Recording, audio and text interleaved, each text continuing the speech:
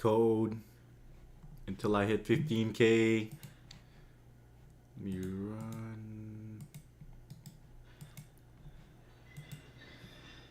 Hold up, let me set up the chat real quick.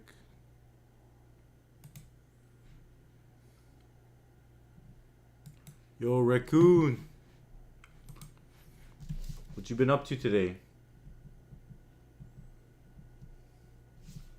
How's your day, man? How's the audio, by the way? Can you hear me fine? Put that like that. Yeah, awesome. Raccoon, can you remind me what year you are in again? Productive session, no brain rot sessions. What do you mean productive session? Like what have you been up to? Senior in the US or what?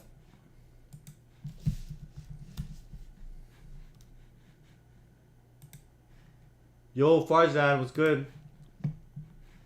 Farzan, when do you start? Bro, Farzan, you gotta take me up to the tower. Salsa questions. Oh, really? You been in the office yet? I gotta check out that tower. How's it been? You learning a lot? Or mostly ramp up stuff?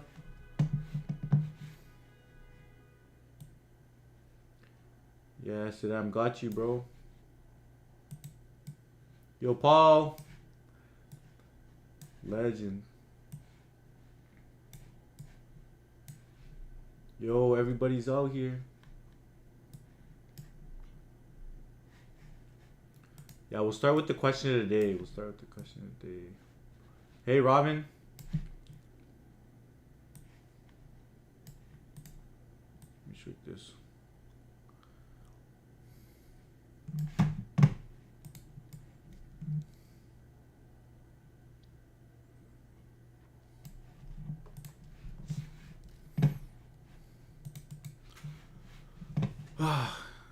Oh my god.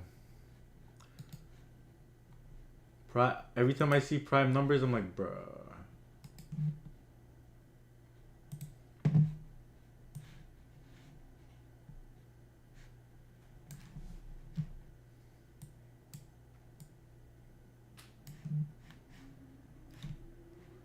Farzan, you're still doing leak code of the day? Even with a job?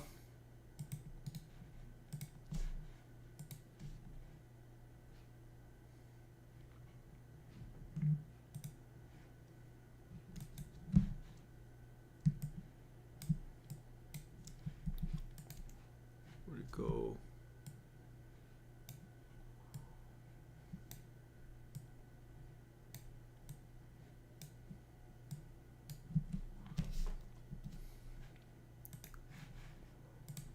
One sec. macOS screen capture.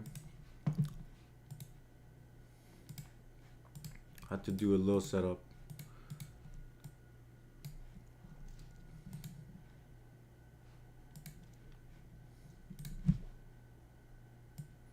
The live sub count real quick.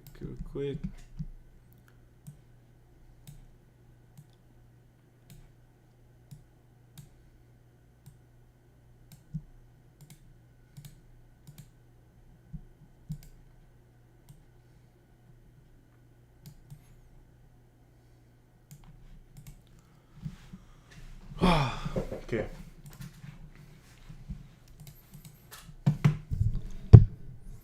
Check my audio real quick.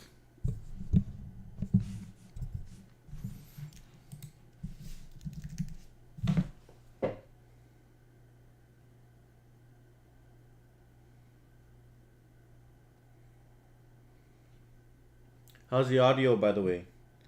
Let me just confirm it on my end. Yo, Alpha Code! Alpha Code in the building. Bro, I got hit by an ad right before I hop on. Crypto.com ad. I got like $100 into crypto right now. Perfect, perfect.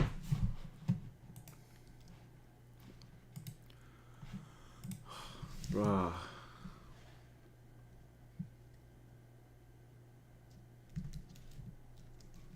Awesome guy, what's good? One more day on call. Bro, I had to do on call. I've been helping out on call today because it's been so busy. So I had to do on call like multiple times now. James.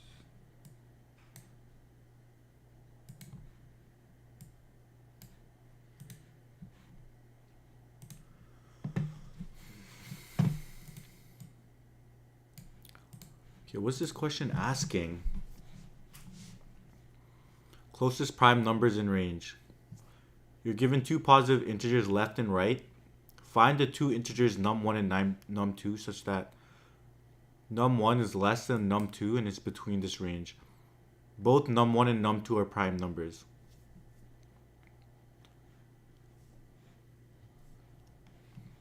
Num2 minus num1 is the minimum amongst all other pairs satisfying the above conditions.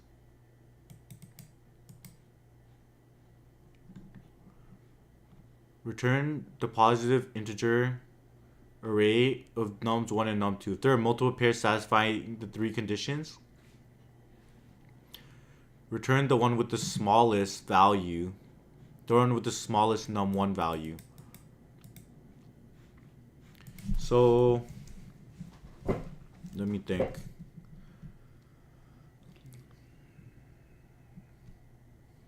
Yo, Shivang, no problem. I'll just run like an easy question on you or something.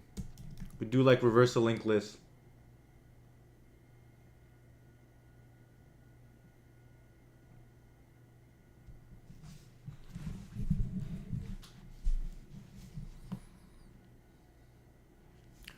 The prime numbers between 10, 19 are 11, 13, and 17. The closest gap between any pair is 2. So we choose the smallest one.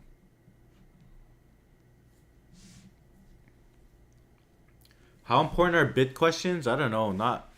I've never been asked a bitwise question in all my days interviewing, bro.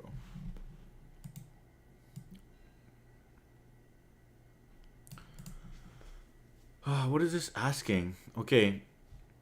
What's the time complexity to generate prime numbers? That would be like the most brute force would just literally generate all the like the brute force.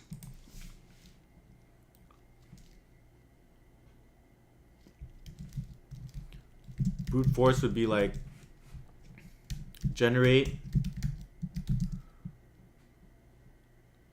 primes. Generate primes in a range. And then once you generate primes in a range, literally then it becomes easier. Just like you're given something like this and then you just do one pointer through it.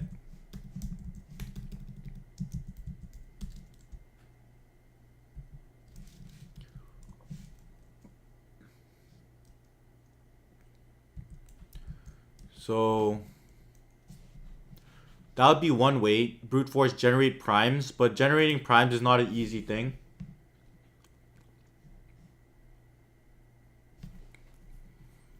Generate the primes and then like you just loop through it, or yeah, you just keep generating primes between a range. Starting at the smallest number. How do you generate primes?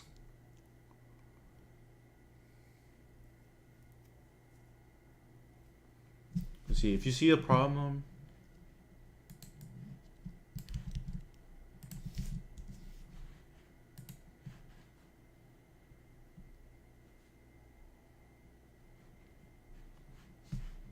let's see.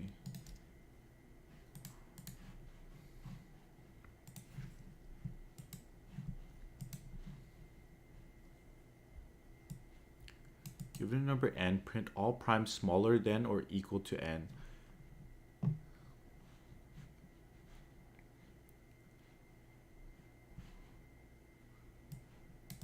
What the heck is this?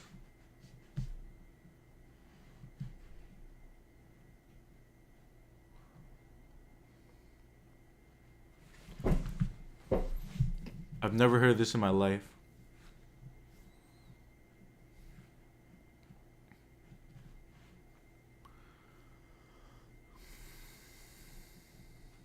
The heck is a sieve of...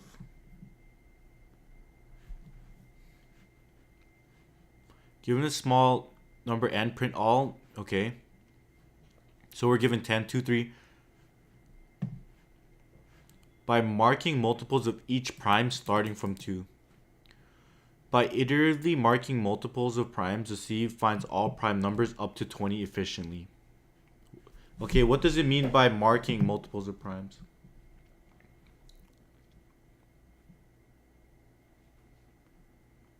What do you mean 2 choices? Can you please vote for this? 2 choices?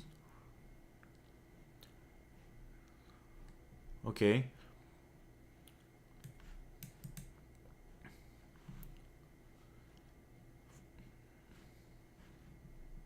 Okay, what's this algorithm?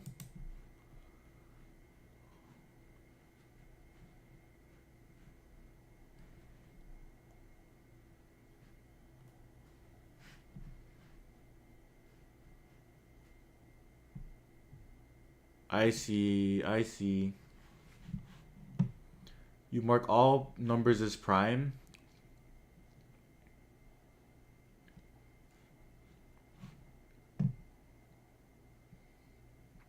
I see. Where's my water?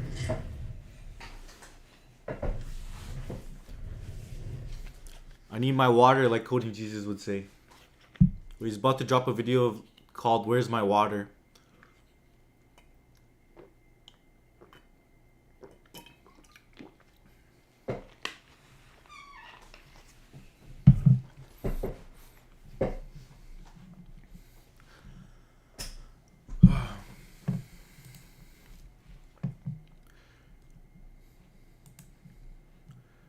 Create a...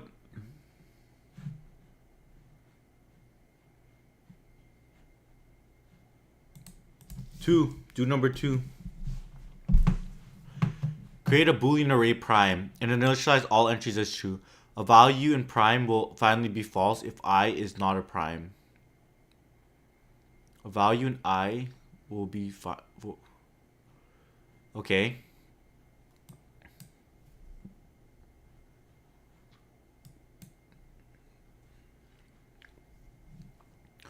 While P times P is less than N,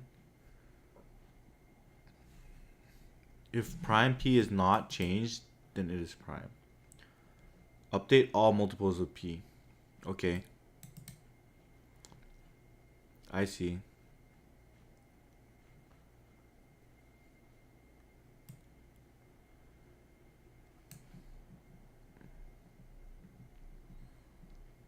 Okay. Okay. I see why that works. Do we need to write a proof or something to prove that actually generates all the primes? Why does that generate all the primes? How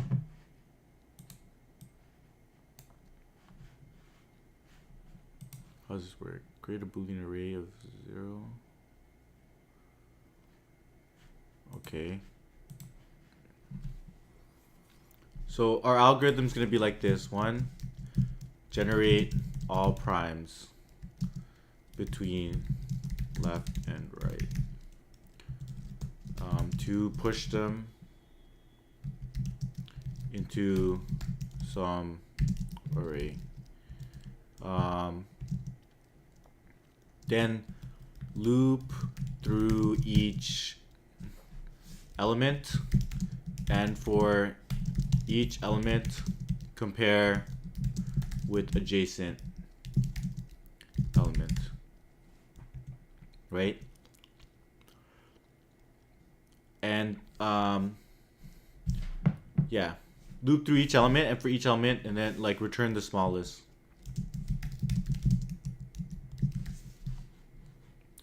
So what the algorithm is going to do is it's going to start with an empty array, and it needs to start at 1 for sure. Yeah.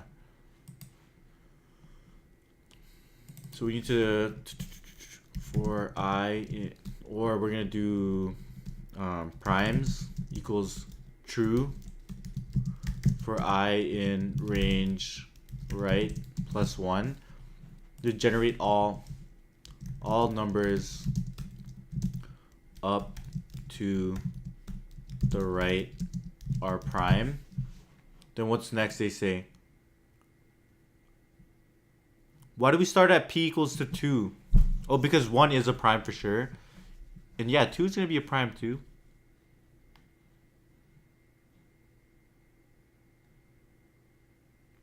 I see. Okay.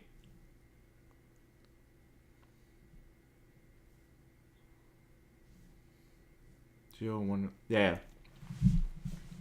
Okay, we're going to mark 3 as a prime, and then we're going to mark all multiples of 3. That's going to be a prime. That makes sense.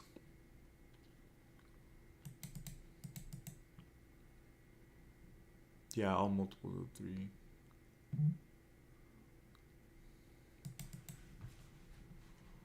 But, okay, wait. Let's just dissect this code quick.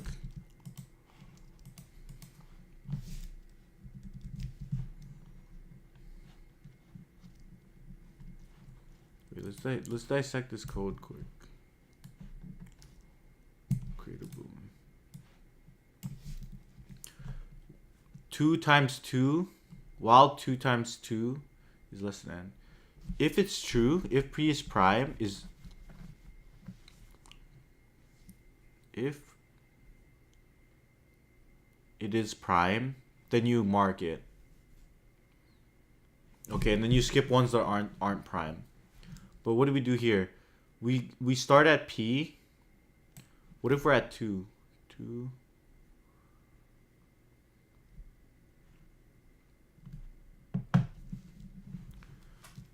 Oh, so this keeps multiplying it by 2.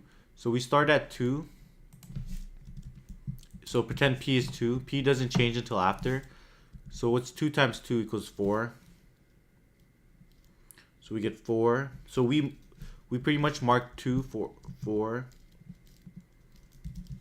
8, 16, 32, 64, right?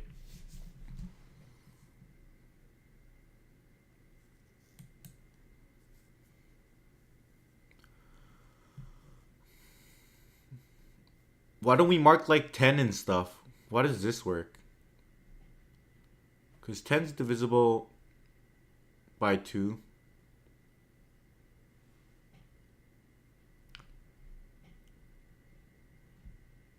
Right? 10 is divisible by 2. Why? How? Oh, but you'd mark it with 5. Why don't you mark it? But it's timesing it by 2 here. For I.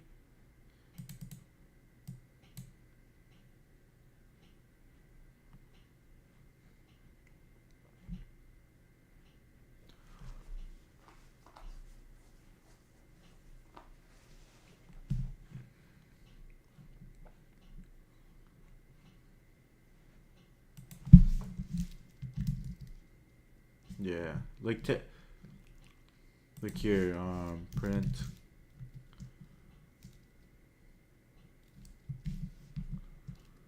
update all multiples of P. What are the different multiples of 2? 2, 4.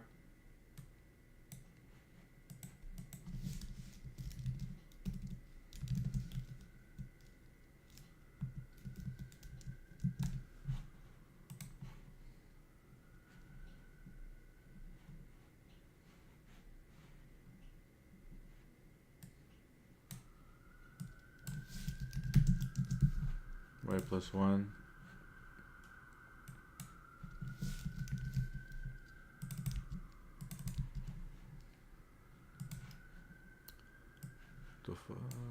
Oh my god.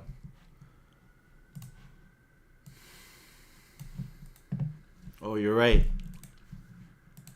Yeah.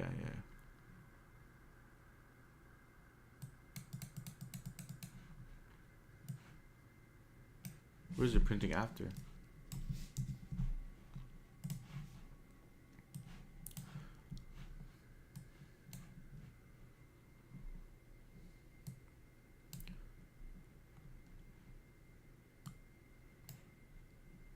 For I in range. Okay, okay. Oh, it's going from 4. So, oh, sorry. 4.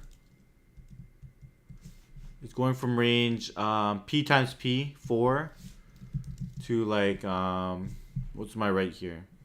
To 20. Oh, okay, then it's going up by P. Okay, sorry. I misinterpreted this thing. Okay, that makes sense. It's going up by 2, so that's multiple of 2's. That makes sense, yeah.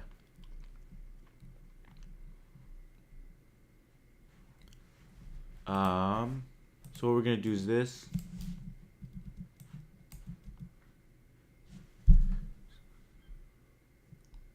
That makes sense now. Yeah. Yeah, that makes sense. I get why this works.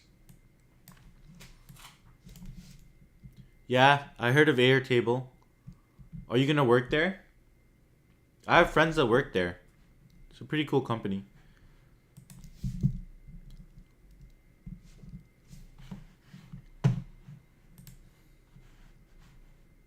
What about them, Farzan? Oh, nice.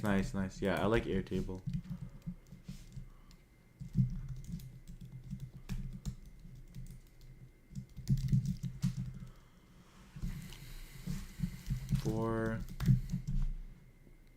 What are the other ways we can generate primes? For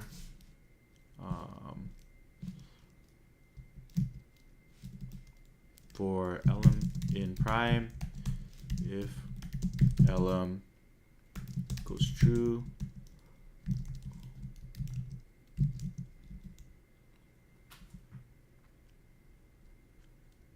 dot append lm.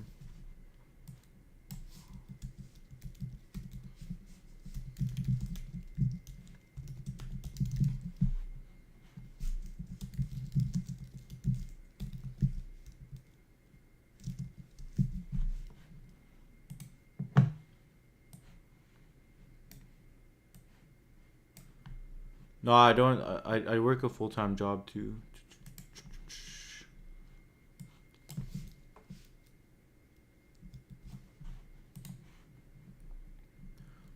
What is this? What are the... Oh, we need to grab the number.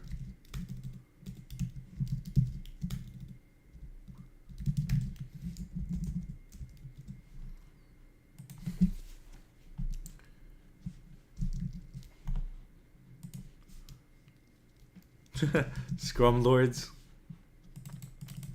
Do they even do that anymore? DRI.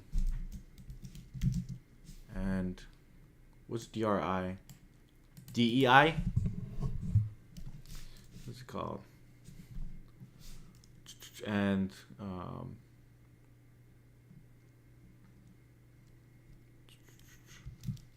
num left and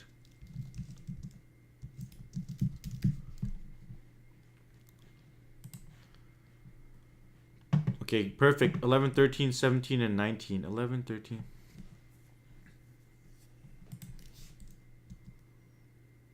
Best.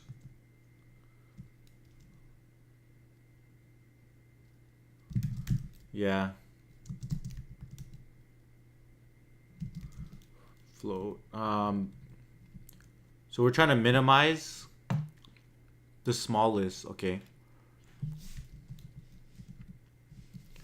We'll just do it in the second pass. If all primes is less than 2. If length of all primes is less than 2, that means there's not that many primes in between.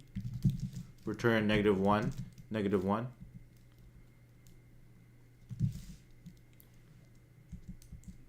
Otherwise, what we're going to do is we're going to loop through all elements. 1 to length of all primes. We're going to do is closest goes float infinity because we're doing a minimization here, and then we'll do result equals there's gonna be something here. Eventually we return the result, but what we're gonna do is for all the elements here, what we're going to do is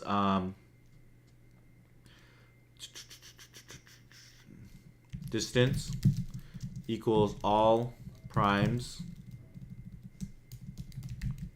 at I minus all primes at I minus 1 if the distance is strictly greater than the closest. Then we update closest equal to distance, and then we do result equals this. I think that should work.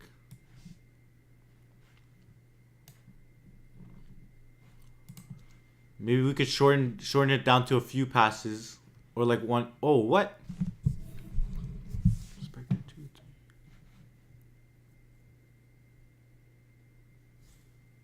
Wait, what happened here?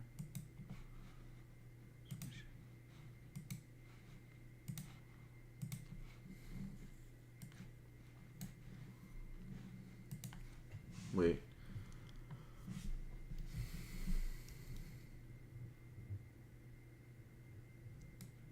Output 1 to 2, expected 2 to 3.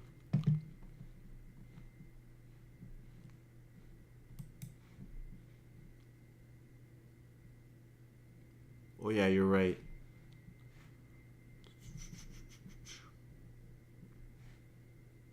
Yeah.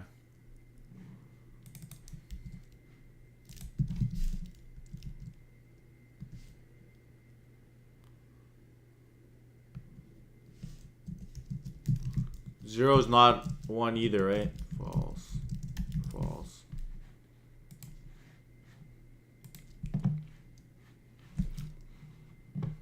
We're doing 3 passes though. Let me see if I could speed this up a bit.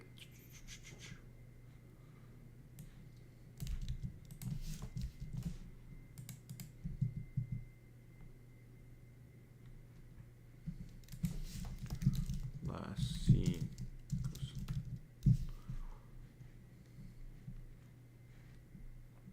What we'll do is let's try to speed this up a bit.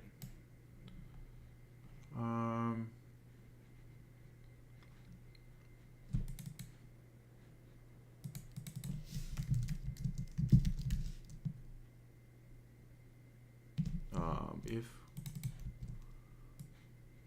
result equals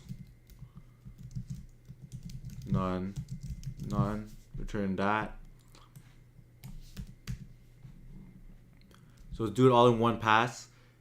If it's between the range, then we're gonna have another statement here. If, yeah, Ryan, you got this. The this generating primes part is a bit tricky, but that's actually really intuitive. So now we're trying to do it all in one Nah, that's a waste of time. Okay, let's see the solutions.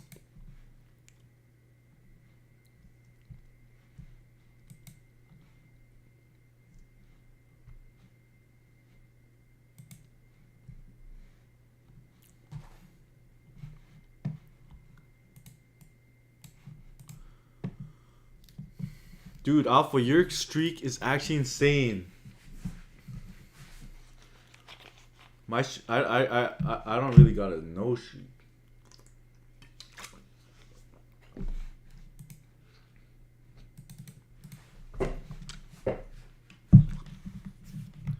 Sieve of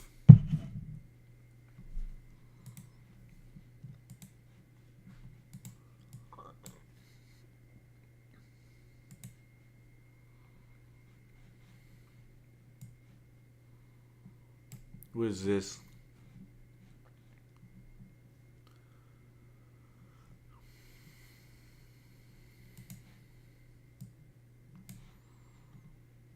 Create a Boolean array in which you set all are true.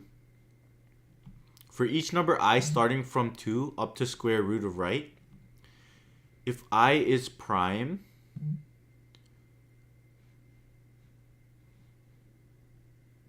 see if I mark all its multiples as non-prime. After the sieve operation, see if I is true if and only if I is prime. Okay. Okay, that makes sense. Yeah. I like that. Oh, solution 2.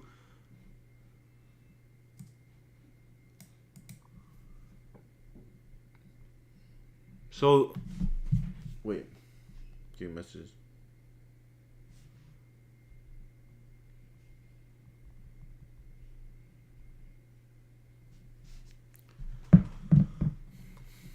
So instead, this one it loops from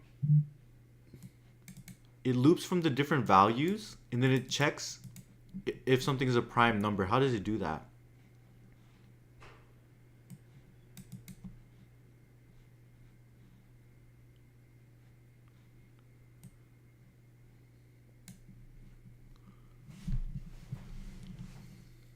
This is crazy. No, I'm not that good with prime numbers, bro.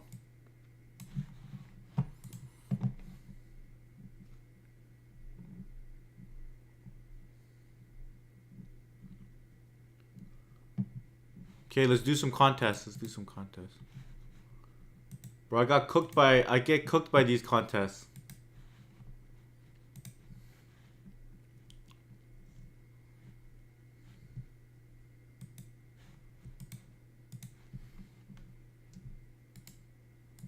Find largest, almost missing.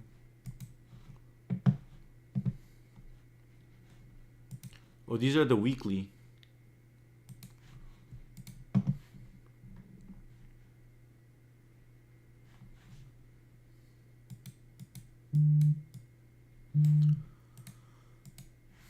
Okay, what's this? Did I already saw this? I like doing the first question on all of these. Who's messaging me? People pushing up PRs at 9:30. Okay, you're given a string S consisting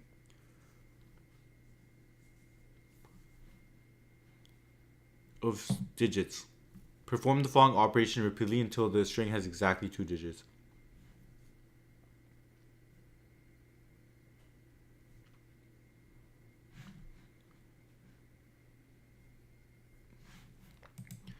You are given a string S consisting of digits. Perform the following operation repeatedly until the string has exactly 2 digits. For each pair of consecutive digits in S starting from the first digit, calculate a new digit as the sum of the 2 digits modulo 10. Replace S with the sequence of newly calculated digits, maintaining the order in which they are computed. Return true if the final 2 digits in S are the same. Otherwise, return false. Okay? I see. So you just take this one. Let's just walk through.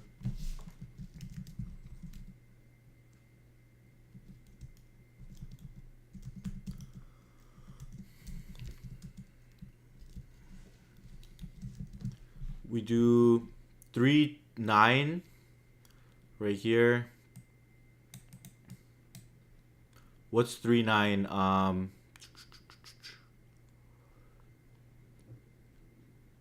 Or 3 plus 9 is equal to 12 mod 2. So we get 2. 9, 0 mod 10 is equal to 9. Yeah. 2, 9. 0, 2 is equal to 2. And then you get 2. And then you just keep recursively doing this.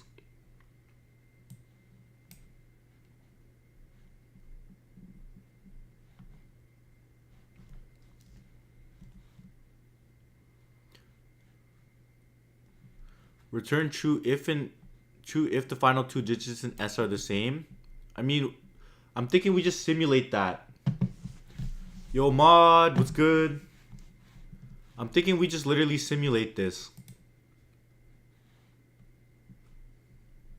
Yeah, let's just simulate this. Is there a more optimal way than just simulating this?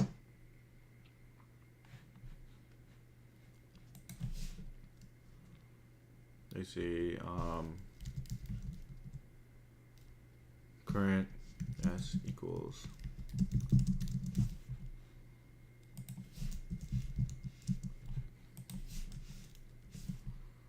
Yeah, you do like. Oh, sorry. Wow.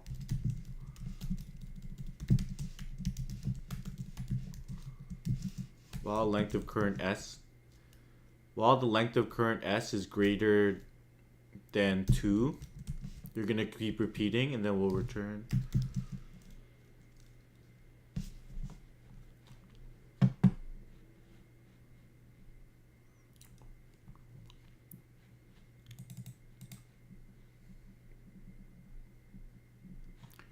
Yeah, let's just brute force this. Should I just brute force this? 0 equal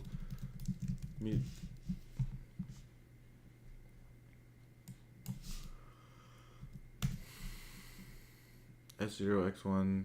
Okay. Or sorry, current S. So what we're gonna do is while the length is greater than 2, what we're gonna do is new S for I in range length of current S minus 1.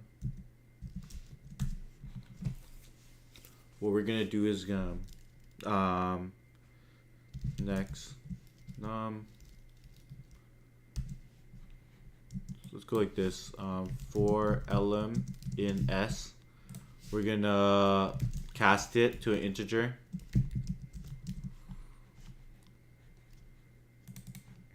The next num is gonna be equal to current S I plus current S I plus 1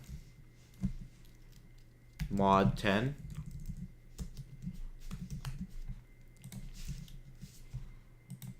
And then we do new S dot append next num. Yeah, afterwards we say current S equals new S.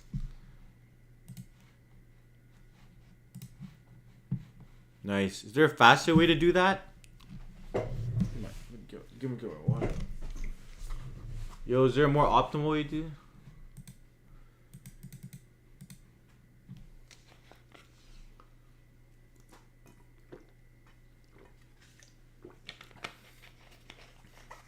What's the most optimal way to do this?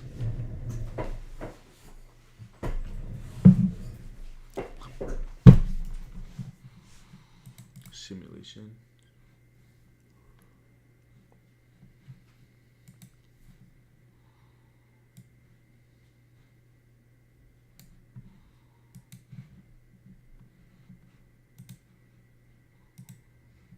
Okay, this one's simulation 2.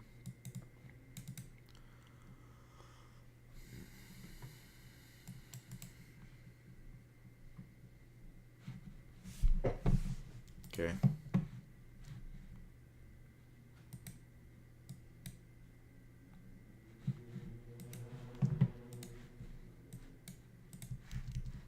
Alright, Alpha, try the question.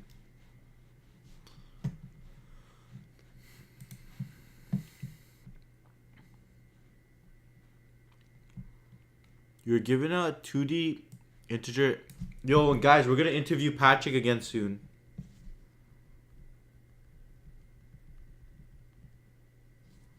Gonna interview Patrick soon.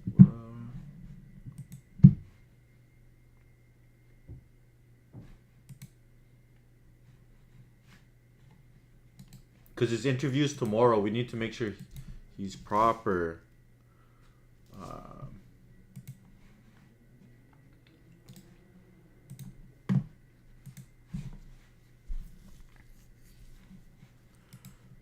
Okay, you're given a 2D integer matrix, grid of size n by m, an integer array limits of length n, and an integer k. Your task is to find the maximum sum of at most k elements from the matrix grid such that the elements taken from the ith row of the grid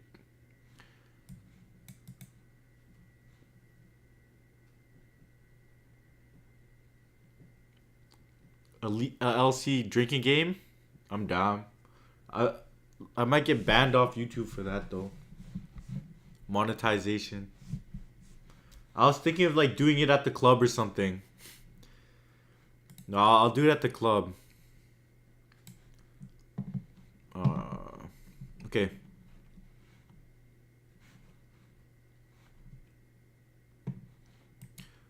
I'm gonna go on Kick just so I can go off the rails. Yo, if y'all see me on Kick, just know I'm off. I went off the rails and maybe I got laid off or something. That's where all the tweaks go. You're given a 2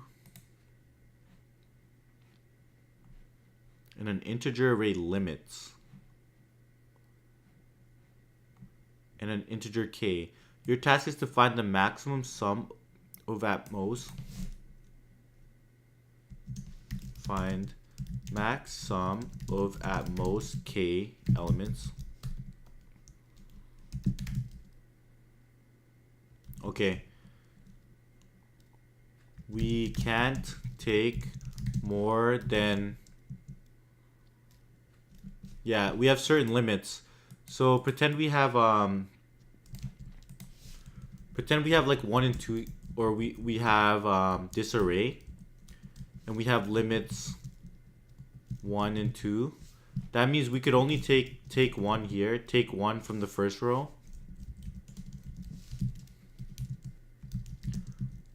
from first, and 2 from second. But since second has the highest values, since 2 has the highest values, I can just take both from 2 and my result can be 7. So I'm already starting to think of using some heap or something right here.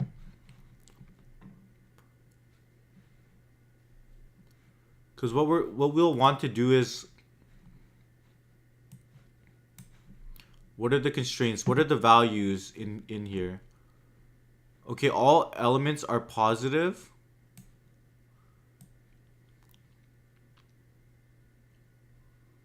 All elements are positive.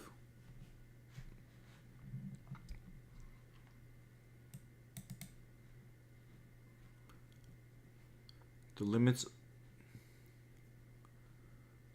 of I is between 1 and m.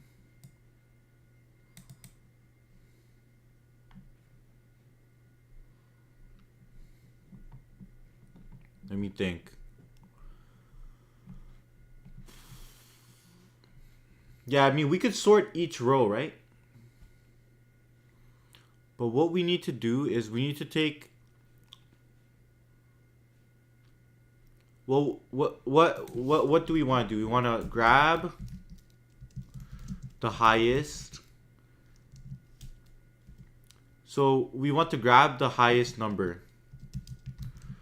and make sure Aura Farmer, Mathematician Paul, Versio of LeetCode Alpha, and Algorithm. Yo, should we actually run that? Everyone wants to smoke.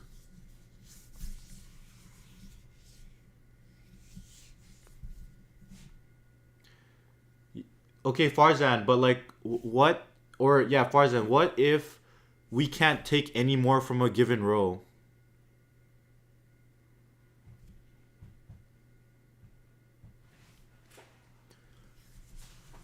Like, what if we can't do it? Yeah.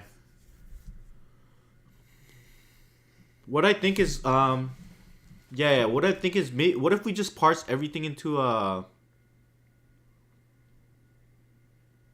let's see. Like, we have a heap of every single row. Yeah, what if we sort each row?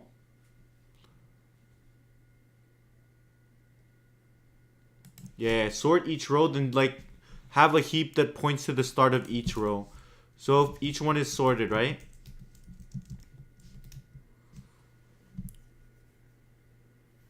I mean, yeah, or let's see. What we can do is like we can sort each one, and then we have a heap to know which row we should pick from next.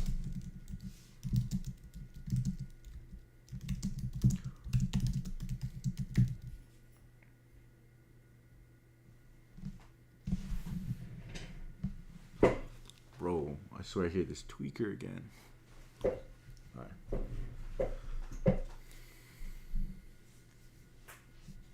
So what I'm thinking, bro, I swear. So heap stores which row we can pick from, and then like when we exhaust the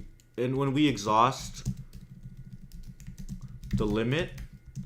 Yeah, I'm in the hood, bro. I only pay 1,600 in rent, so you can tell I'm in the hood. I'm a cheap guy, can't lie. But I don't mind it.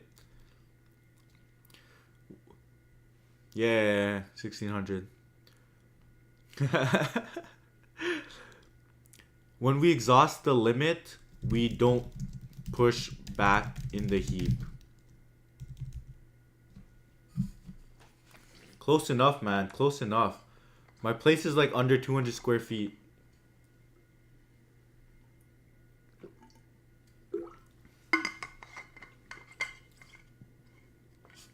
Why do you think I'm doing this YouTube stuff?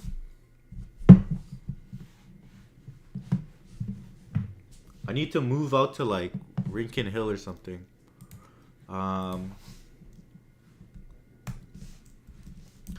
Top 5 CS schools in Canada. Waterloo. No, I'm just trolling. Don't donate.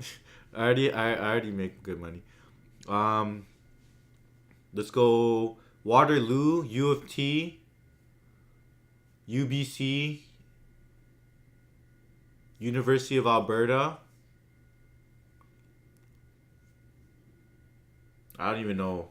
Those are the 4 good ones. Maybe Western or something. Yo, Sonar Bug, you're from Canada? So what we're gonna do is like, okay, we're gonna sort each row. Well, no, Waterloo kids are cracked. No, I wasn't cracked in high school, bro. No, University McMaster is good too, I think. I'll say this is top 5.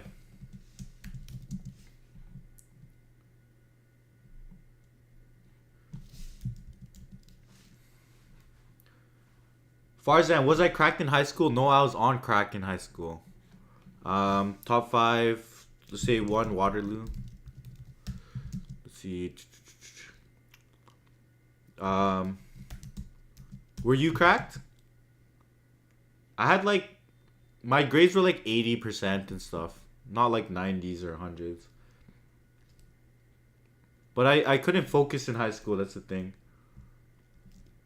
U of T, UBC, U of A, and then I'll give it to like, and then like any like the rest are the same.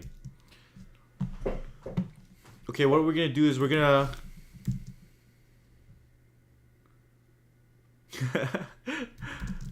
Faro. Yeah, exactly. He lives next door.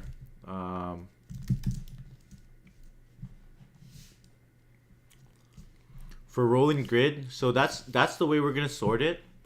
And what we're gonna do is we're gonna say what we're gonna do is we're gonna have a heap. But like we can choose at most K. Right? We can choose like none at all either.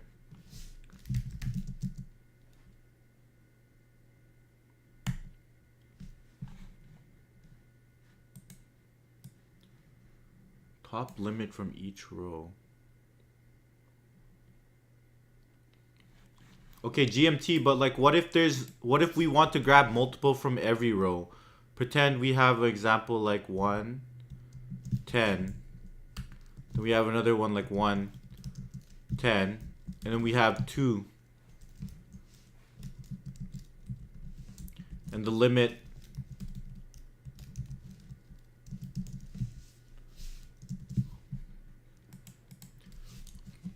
GMT, what will we do here then?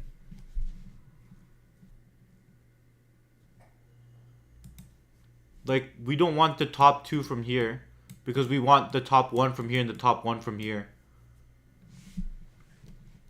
That makes sense? I don't see how you do your approach. Is there more to it?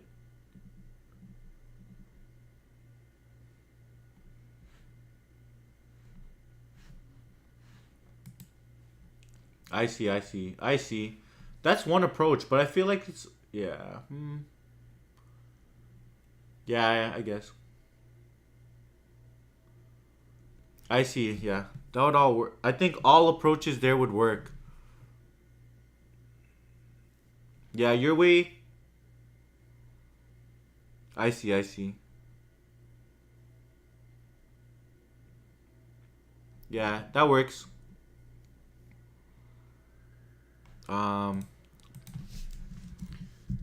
Let's implement this def.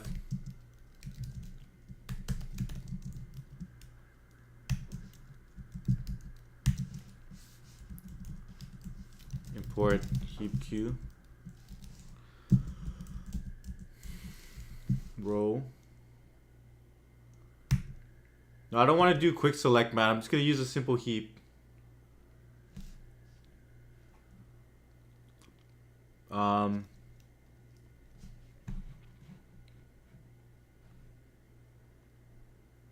Yeah, let me do a simple sort in reverse.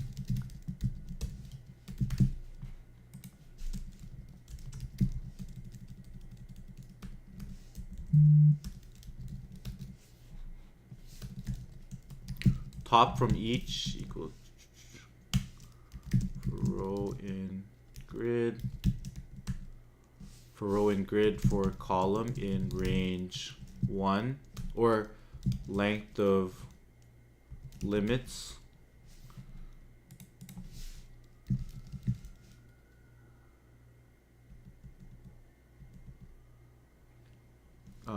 Enumerate.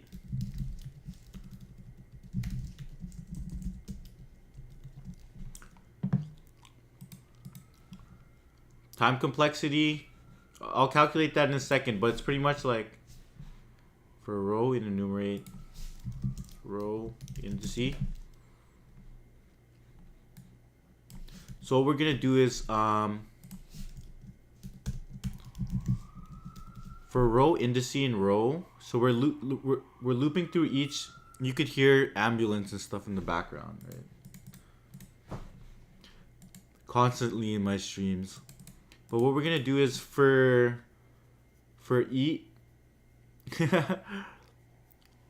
top from each. So we loop through each row in the grid. Since it's already sorted, then we loop for each column. Okay, we're gonna get the length of, yeah, like that. Dot append. And then for the specific row, we're gonna, for the specific grid, we're gonna grab it, row.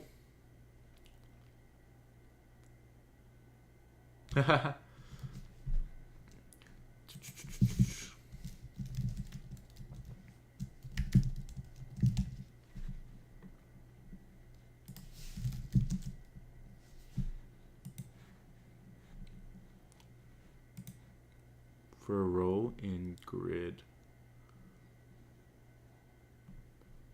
Yo, Mahmood, what's up? Are you still in school?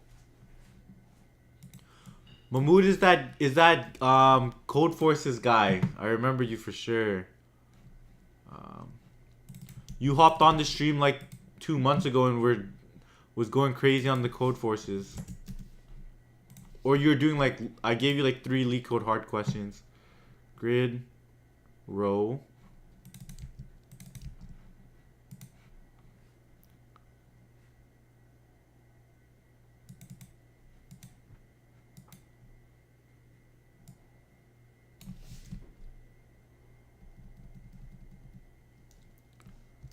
And range, length of grid.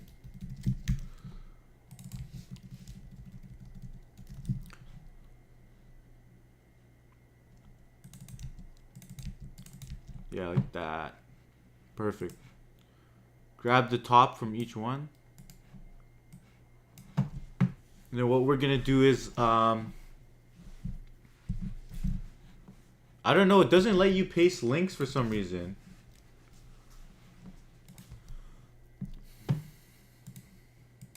So we're gonna do top from each.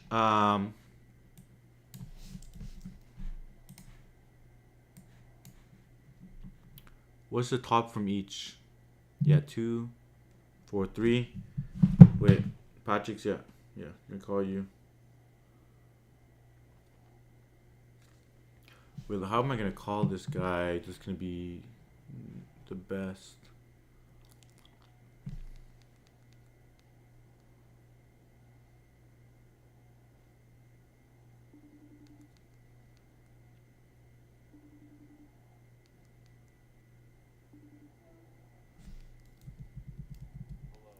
Yo, you're on stream. Give me a sec.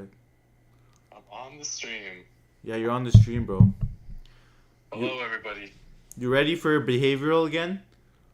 Oh my god, bro. I'm hoping I'm ready. Your mic's a little Maybe. better from yesterday, I swear. Give me a sec. Behavioral part 2. Yo, this guy's interview's tomorrow. Okay, tell us how you feeling for your interview tomorrow.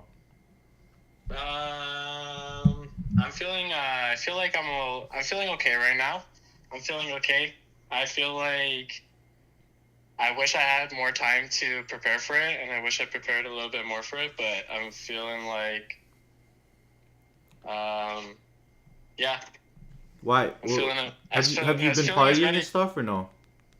I just had it's just midterm season, so I've had to do a lot of like midterms and projects and stuff Nice. like that, and a lot of cramming for that. So I literally just finished the last of my exams yesterday, so I've only had What are the courses you're taking this semester?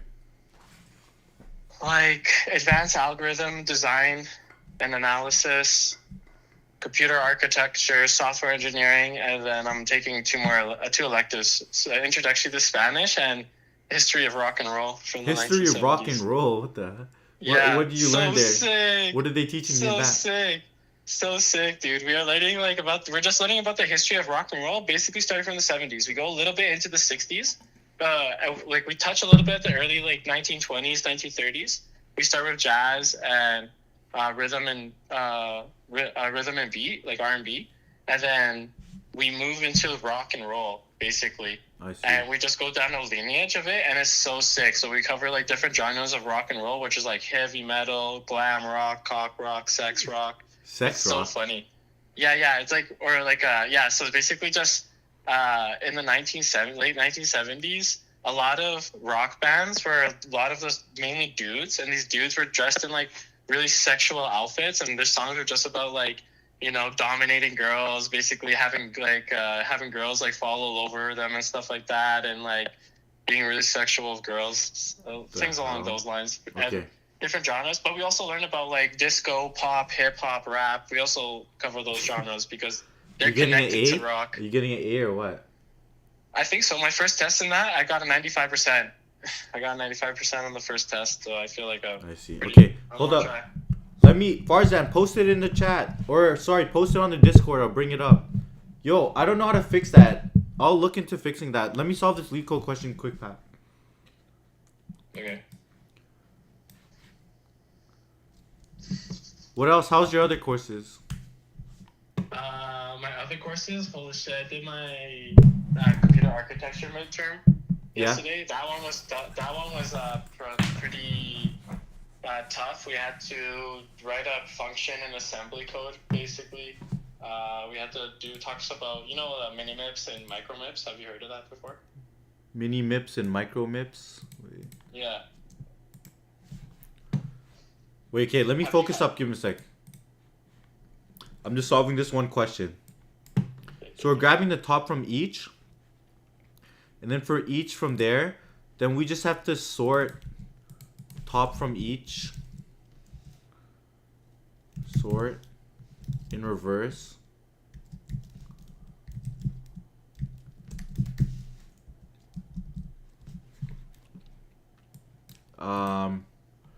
Then we say result equals 0. Result.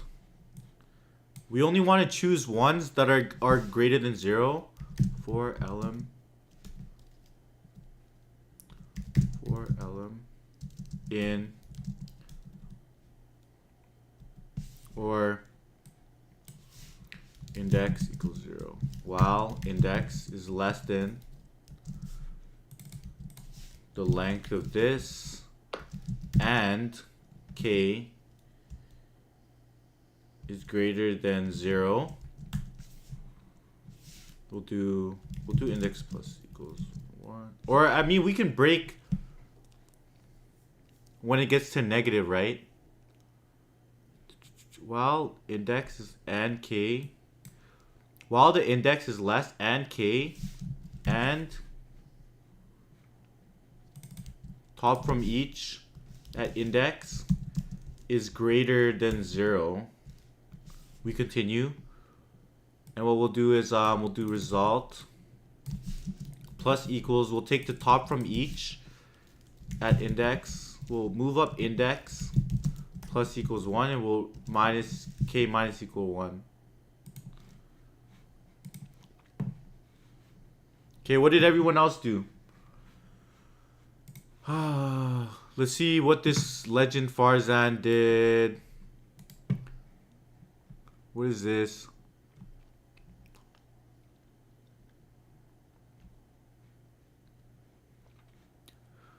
For rows in this,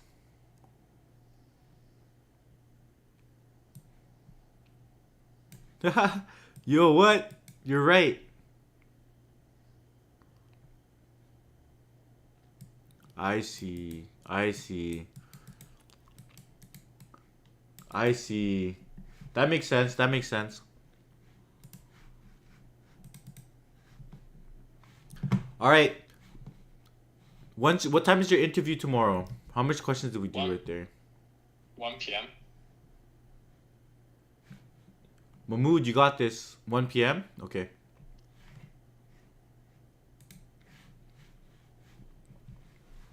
Okay, I'm gonna keep my lead code right there. It's a bit embarrassing that my contest rating is so low, but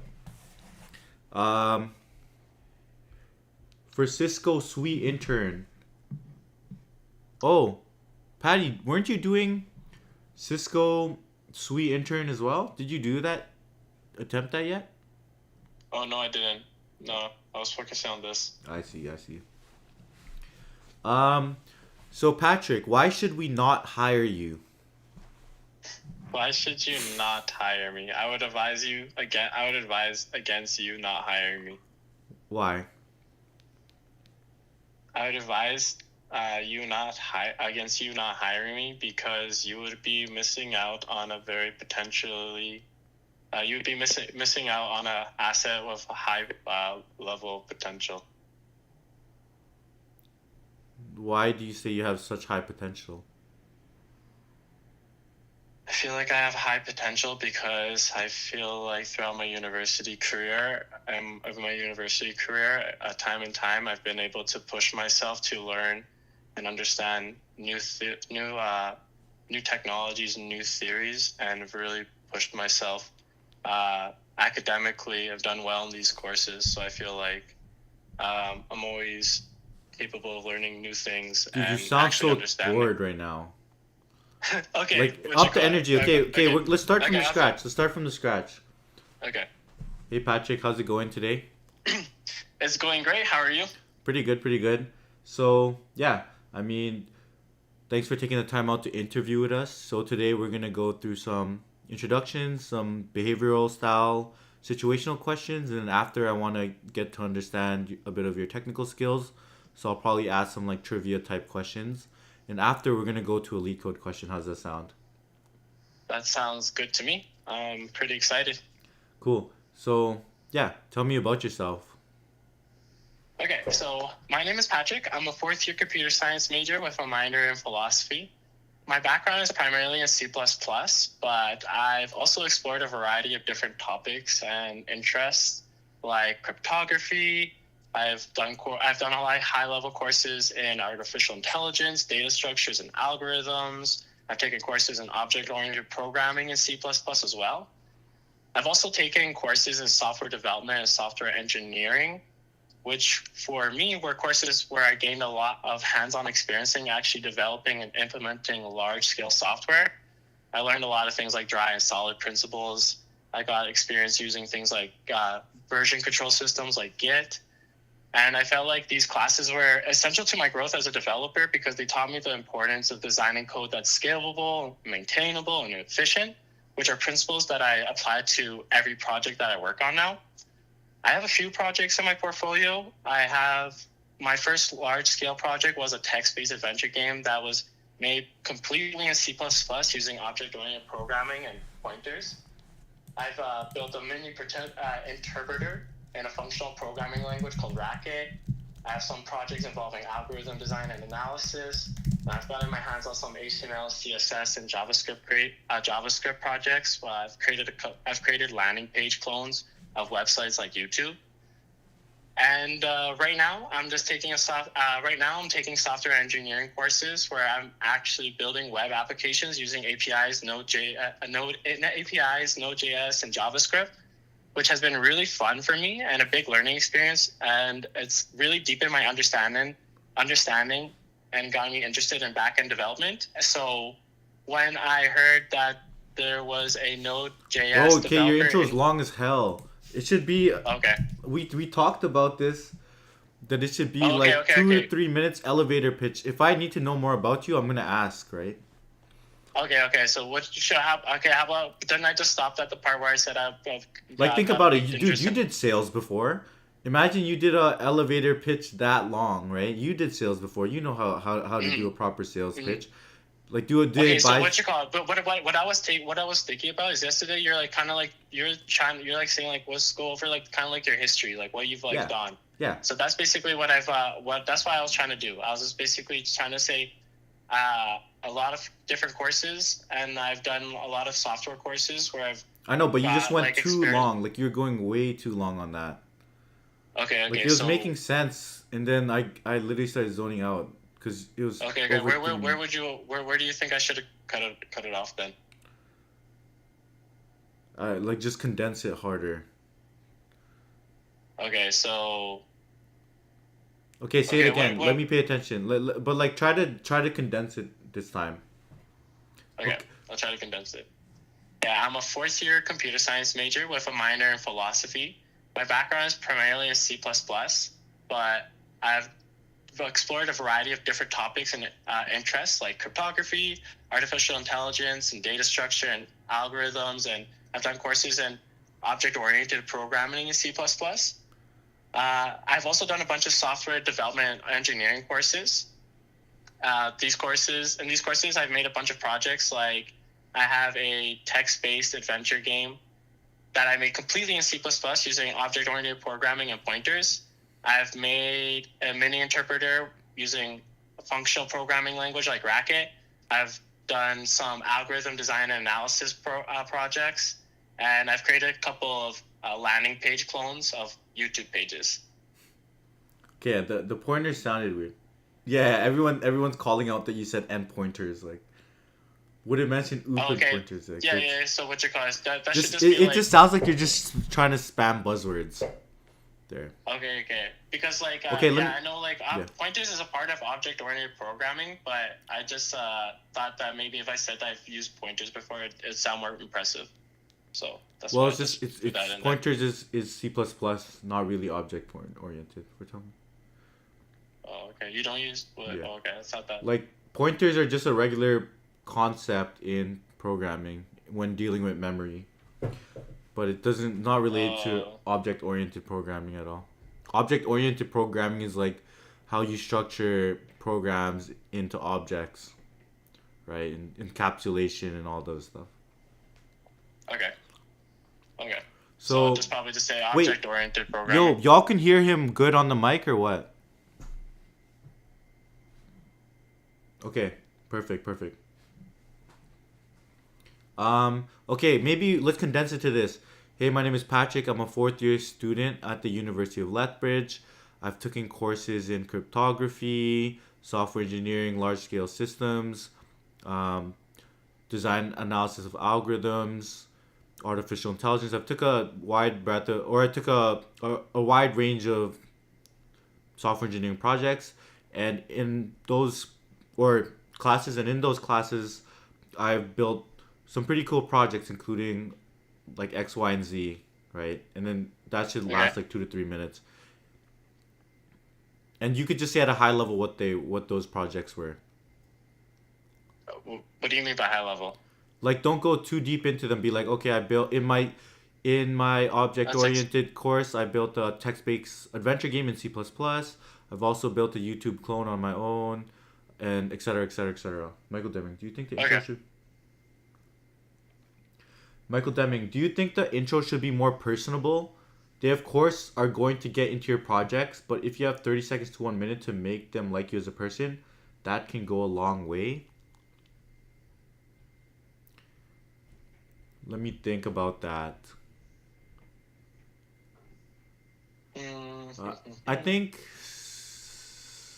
no, I feel like you have to mention a bit of what you work on, or a little bit about your technical skills a bit in your introduction. Like, Michael, you need to give me a good example of that. Because if someone tells me, because for example, someone could be like, hey, my name is James.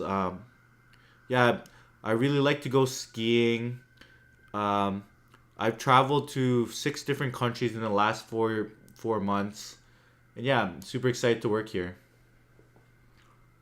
Like, it sounds good, but I mean, it's not showing what they can do technically.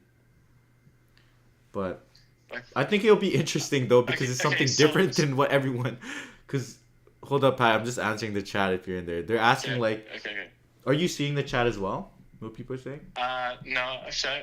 You Okay. should Should I open it go up on? because they're giving you advice and stuff. Okay. Okay. I'll open it up. Chat. Shuffle that. No yoga mat.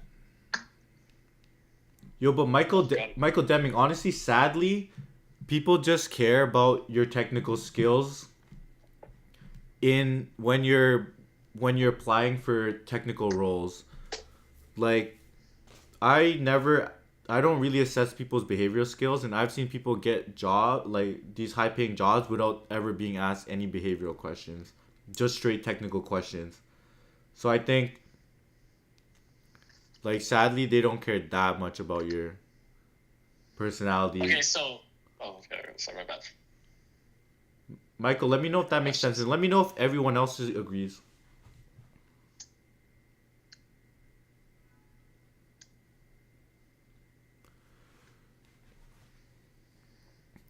Michael, I think Okay. it's because it's I think they I Just think be they not they psychopathic. they just I'll try, weigh Harold. they just weigh your technical skills more than your like people skills most of the time. Like people skills just needs to hit a certain threshold, but then you need to hit the technical bar, and it's gonna be way higher than the like social skills bar. Because you can have somebody with the best social skills ever, but if they can't do the job, then they can't do the job. And that's honestly worse than someone who's really good and is kind of shy and is like has no social skills. Yeah, exactly. The social Shut skills, up on the floor. like if I honestly, if I'm hiring, I just want them to hit a certain social skill level, and then and that's usually to almost to the floor. But then the technical skills is usually like pretty high. That's kind of how what I see. Like most of the time,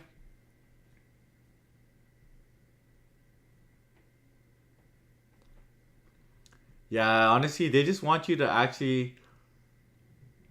They just want. They're just gonna. Most of the time, Michael, you won't. So most of these interviews, especially in the Bay Area, you're gonna be asked like five or six. You're five of the six are gonna be straight. Are gonna be straight like technical rounds. Or sorry, if you have like five interviews, four of them are gonna be technical, and one is gonna be behavioral. And then even in the behavioral, you're gonna have to like mention like technical related things. They're gonna be asking you to dive deep into some of the project that you built. They're gonna be trying to ask you how you handle working cross functionally and stuff like that. They're not. So it's gonna be still a bit more technically focused, I would say.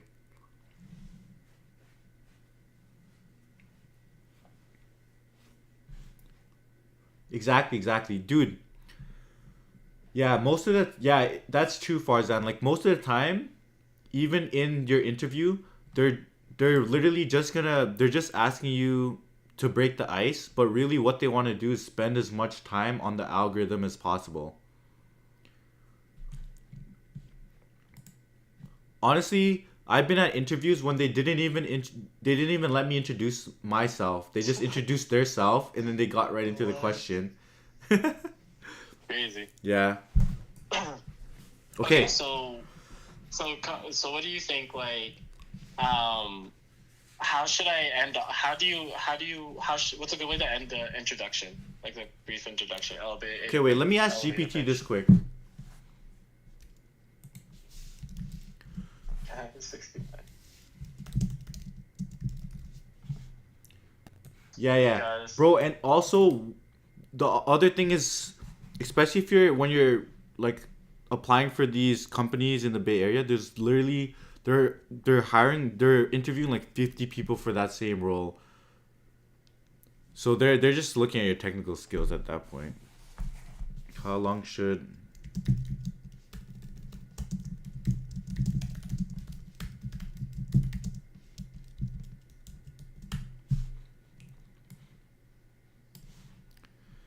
Okay, tell me about yourself. This see job in a job interview should be 30 seconds to a minute. Yours was over 3 minutes. Oh, smokes. Okay, 30 seconds to a minute.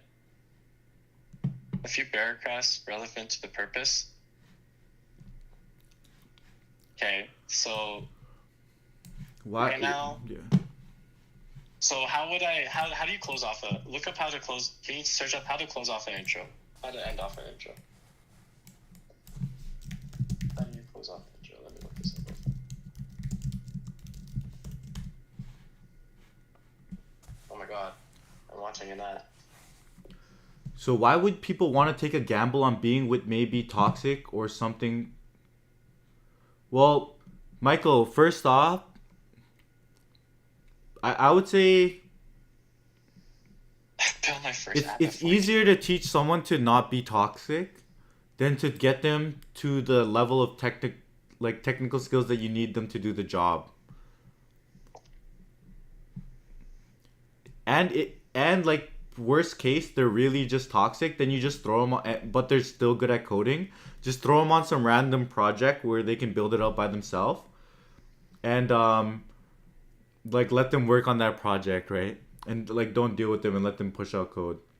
That's kind of thing. And Michael, also the thing too is like behaviorals are pretty subjective as well. That's why most of the time when people are hiring you for technical, when they're doing coding interviews or system design interviews on you, they're not gonna be trying to get a gauge of your behavioral skills at all because they're trying to look at your technical skills objectively.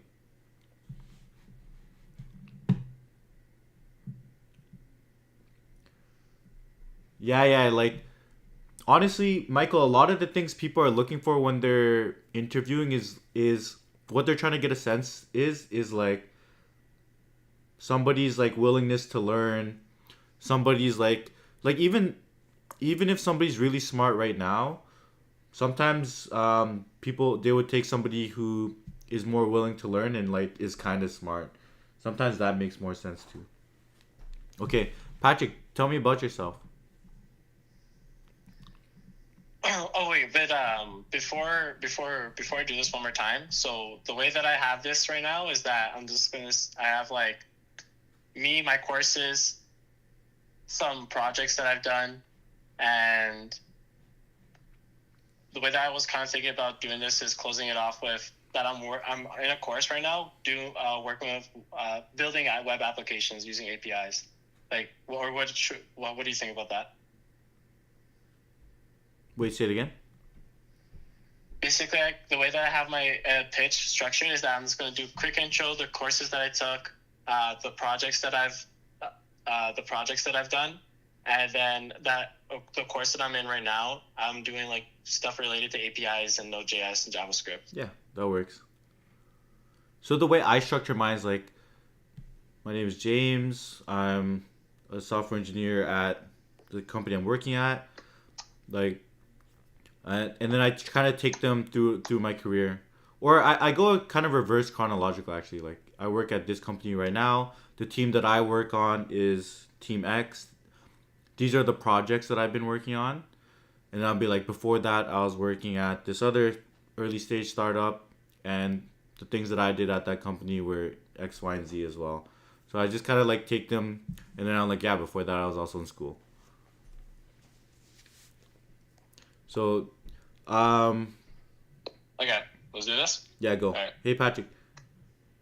Hi there. Okay, so my name is Patrick. I'm a fourth-year computer science major with a minor in philosophy. My background is primarily in C++, but I've explored a variety of different topics and interests like cryptography, AI, data structures, and algorithms. I've done courses in object-oriented programming and C++ as well. And I've taken a bunch of software development and engineering courses where I had to do large-scale projects. These projects included doing an interactive text-based game that I coded completely in C++, mini interpreter developed in a functional programming language called Racket, and I've made landing page clones of like websites like YouTube. And right now, I'm in a software engineering course where I am actively building a web application using things like APIs, Node.js, and JavaScript. And I've just have a interest in back-end development now. Nice. Yeah, see, I think that's better. It's like way more like concise. Yeah. Cool. Okay. Why are you interested in this role? What excites me is work. What excites me the most about working is the prospect of the chance to work on real-world projects that have real-world impact, especially in a field as crucial as Alberta's energy sector, which can literally impact millions of people in Alberta. Okay. That makes sense. So, like, just tell me about your most technical project, and what was it, and what did you learn from it? So, my most technical project would probably be not favorite project, right? Technical project. Just tell me about your favorite project and what you learned from it. Okay, my favorite project was hands down the text-based adventure game that I built in C++ for my software development class. It was my first real large-scale software project, and it completely changed the way that I think about coding. Before, it was just about getting code to work, but now it was about thinking about code like not like a programmer, but like a software engineer. I had to learn things like dry and solid principles and use design patterns. And the project in that class, so I had to use the design patterns, and this was like a pretty big challenge, trying to keep things like modular and maintainable in this project, to align to like dry and solid principles. But yeah, it ended up teaching me a lot about software development. It's not just about coding; it's about structuring and organizing complexity, which really helped me I feel like developed me as a developer, helped me grow as a developer. Okay, well, you mentioned patterns. Like, can you name the design patterns that you had to use in that project? So what we had to do was actually use a model view controller. And what model view controller is just you separate the code into three components, which is the view, which is what you see in the code, the view model, the model, which just basically holds the logic of the code, and then controller, which is basically the middleman that takes input in from the user and changes the model accordingly or the view accordingly. And we had to implement that pattern for the project. Why did you choose that pattern over other patterns? It was actually we didn't choose. It was a requirement for the project that we had to create it using the MVC pattern. Okay, what are the other alternatives that you could have chose that might have been better or worse?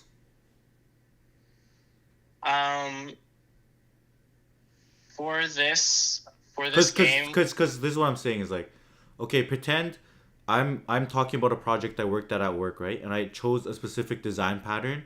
The next question they're always gonna ask me is why did you choose that pattern over other ones? Because they want to see that you know options and you can see trade-offs. You could see this. I could have done this pattern or this pattern, but there's trade-offs with each of the patterns. So it shows that you could think critically of when to choose what tool for the job, kind of thing. So I would say that we chose like, I don't know. Yeah, did they just force you to do that? Yeah, they just forced us to do that. That's what they're forcing us to do right now, actually, for the project that we're working right now in our But why did they force you to do that in that way? Like they must have thought that's the best pattern for that project. The reason why is because they also want to give us lessons in things like mock testing, and using that pattern is efficient for mock testing because the pattern uses dependency injection. So rather than creating the objects that need to be tested, you just take in a reference, and it's easy to test the functionality of your code using dependency injection, like using references rather than objects. So that was also part of the lesson of the project. I see. Okay. Yeah. I mean, it's for intern position, so I don't know if they'll go that crazy into it, but yeah, that's just something to understand. So tell me about a time you had to learn a new technology or a new framework quickly. How did you do it? One time that I had to learn a new technology is when I took it on myself to kind of do a side project where I want to start making landing page clones, and I had to learn HTML, CSS, and JavaScript. And I just took time when I wasn't studying in school, just took time to the side to did some crash courses from YouTube, and just followed some examples watching videos, and I quickly built some landing pages. Like I have a YouTube landing page that I built really pretty quickly. Okay. Just tell me about a time you had a conflict with a teammate. How did you resolve it? So one time for one of my courses, we had the project I just mentioned, the C++ text-based adventure game. Mm-hmm.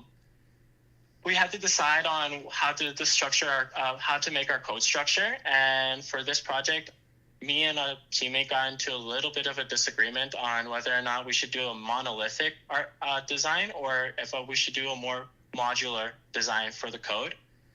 He wanted to do monolithic, I wanted to do modular, and what we suggested was that we just make a little feature of the code that we had to implement, and then we'll just do a little bit of testing to see which code is easier to debug and extend. And we found pretty quickly that the modular design was more efficient, and that's what we went with. And we ended up delivering on a strong project. And even my professor made a comment about how nice and clean our code was and how structured it was. Okay. What's the trade-off between doing a more monolithic approach there or a modular approach? So with a monolithic approach, you kind of have like the speed that you're kind of code. It's like you're doing the code and fix type of development where you can quickly make fixes and changes to your code, but the trade-off is that really quickly, if your code base is large enough, trying to maintain readability and scalability with your code will become really, really hard, because without nice, clean, structured code, it's going to be hard for you to debug and find out what variables are being transferred to what functions, where the bugs are appearing in your code. And that's kind of the trade-off. I think, Farzan, I think what he means monolithic is just keeping everything in one file. Yeah. Yeah. I don't know, is that the right term for it? Like a one massive file versus breaking it out. I think you can have monolithic architecture and you can have a monolithic code base. I think those are two different things. Maybe. Yeah. Okay. So Patrick, like we've all had times in our life when we bit off more than we could chew, or we just got so much work dumped on us. Can you tell me about a time where you had more things to do than you could handle? How did you get through that? Yeah, one thing I would definitely say that might be a character flaw is that it's hard for me to say no and take on more responsibilities and assignments, especially when it comes to group projects. I kind of like taking on the pressure, but sometimes when the pressure is too much, definitely starts affecting my capabilities, and those are the times where I have to basically take a step back and rely on my teammates, try to delegate tasks when I'm starting to feel overwhelmed, and not being scared to communicate to my teammates that I'm feeling overwhelmed, that I need task delegation to keep my capabilities up. Sorry, that was kind of weak. That was a pretty weak answer, I feel like. Okay. That was pretty general. Yeah, I mean it just sounds general, and I think it's good, but it could be great if you had a good example. So if you say, okay, during this midterm season, I had I think it was good, Farzan, but I feel like raw examples are usually the greatest. Like if you could actually specify, if you can name like an actual time, because if you just say, yeah, I start delegating, like you're just telling me about the behaviors that you did, right? You're just telling me about the behaviors. But if you tell me about a situation and how you react to that situation, then I could actually get a sense of how you would actually behave in that situation, like more concretely. But I think the answer was still good. But like to be great, like talk about a specific example. Like when was a time where you actually, like literally, when was a time that you actually had more than you can chew? Like, when was it? Like during midterm season? So for example, yeah, maybe like you had a midterm, you were taking 4 computer science courses. You could, like in your operating systems class, like you had a project that was due. How did you delegate work across all these different projects, right? Something like that, like something very specific. Like, do you actually have an example of when you had more than you could chew? Or like you had way more work than you could do that at that time? Yeah, I feel like just coming back from reading week, basically every day I had a midterm, essentially.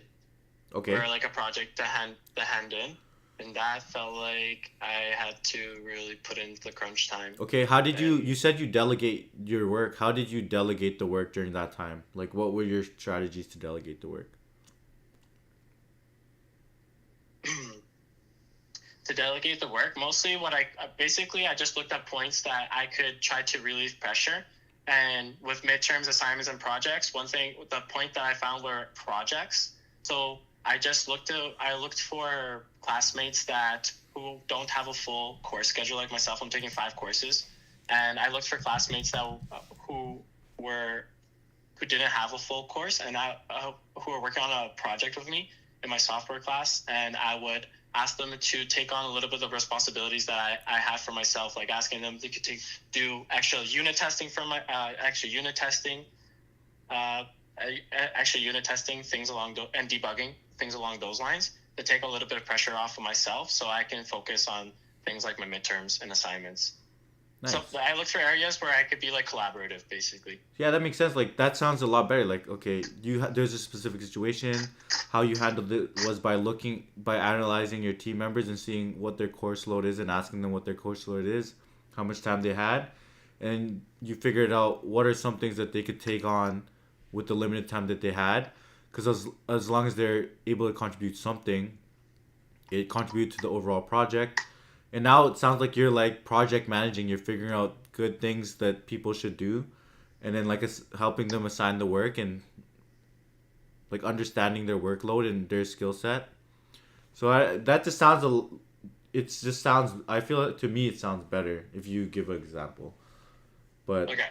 I think overall it was pretty good. But so are you familiar with JavaScript and TypeScript? Yes. Yeah, so yeah, what's JavaScript first of all?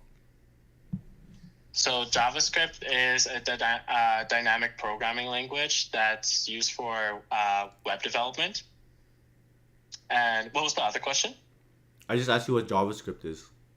Okay, yeah. That's what JavaScript is. Okay. So you just said it's a wait, can you repeat that? It's a dynamically typed programming language that's used for web development. It's a programming language used for web development. Okay. Is there any other languages that you can use for web development? There is something called TypeScript, which is that's like an extension of JavaScript, and it just uses static typing. No, TypeScript is pretty much JavaScript. Okay, so you want a specific another language, like what, HTML, CSS, stuff like that? No, like I was saying, like, that? can you use C++, Python? Can you use C++ and Python to? It would be On the hard. browser. You could. It would be hard, but I think you could do it, right? Alpha, I think wouldn't it have to like transpile it into JavaScript though, or can you actually run Python? You gotta specify in the browser. Oh no, I'm talking about for the front end. Yeah, it's kind of a dumb question. Okay, sorry. So what is TypeScript? Just give me explain TypeScript to me. Okay, so TypeScript is a superset of JavaScript that allows for static typing, which just means that you could catch errors before running your code. It's like JavaScript, but with autocorrect or Grammarly on it. We say it again? It's a superset of JavaScript Yeah. that allows for static typing, which is Okay. just basically that's to catch errors before running your code. Okay. So, okay. Can you run JavaScript outside of the browser? You can run JavaScript outside of the browser, but it has to be in a coding environment like Node.js. Okay. What's Node.js? Node.js is a coding environment that lets you run JavaScript outside of the browser. Okay. Why did they decide to build something like Node.js? Because before, you would have to code in JavaScript, which was the front-end language. And if you wanted to do back-end development, it would have to be in like different languages. So it'd be a little bit of like translation, like there's a little bit of a learning curve where you would have to translate between the two languages that you're coding in. Okay. And then now with Node.js, you can code the front end and the back end with JavaScript. So it's way easier. I see. Okay. What's HTTP? HTTP is hypertext protocol, hypertext transfer protocol, and it's a system that allows computers to send and receive data over the internet. Okay. What is a REST API? A REST API is just an API that's structured. It's an API that uses a certain standard of design or a design standard, and that's just using. It's a API that uses HTTP methods like get, post, put, and delete. I see. Okay. Let's see. What's your favorite database?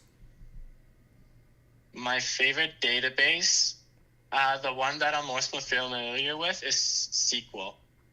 What's SQL? SQL is a structured query language. Well, it stands for structured query language, and it's just a query language used to store and retrieve and manage data in relational databases. Okay. What's a relational database?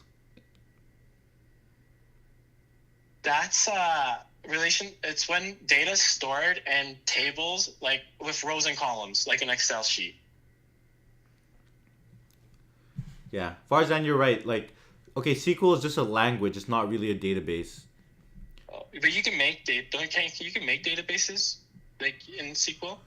No, SQL is the language to query relational databases. So relational okay. databases are just like a database.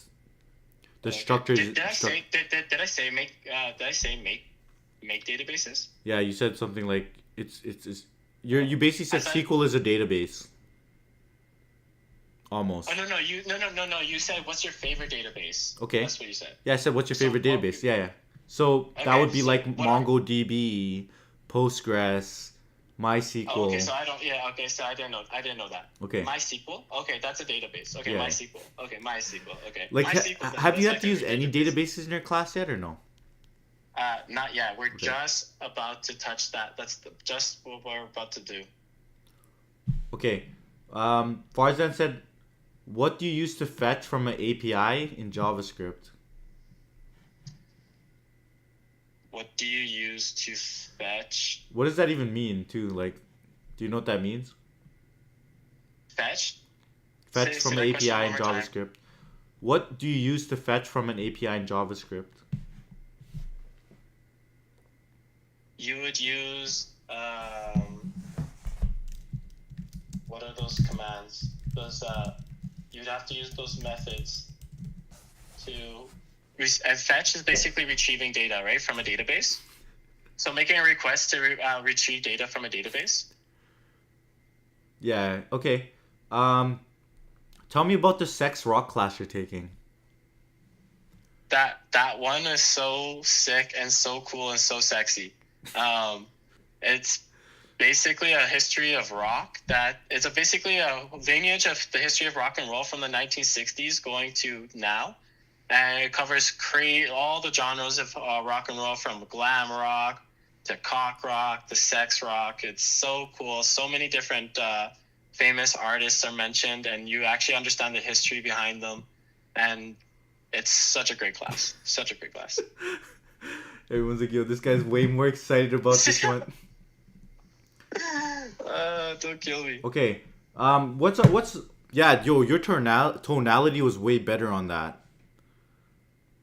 If you For can, that back one? yeah, Okay, if you can sound like that the whole okay, time, you're gonna get the job, I bro. can do it. I can do it. I can do it. I can do it. Wait, I let can me- do it. Let me send out that interview thing. Wait, did you send me the interview? I want to look at it quickly again. Patrick interview.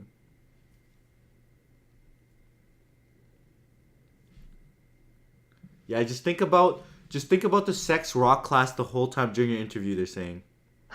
Okay. Sounds good. Pretend you're talking about the sex rock class. See, a database is kind of like a rock concert. Everybody's filed up together, sorted in lines, columns, and rows. Patrick, yo, can you send me the job posting? Okay, Node.js developer.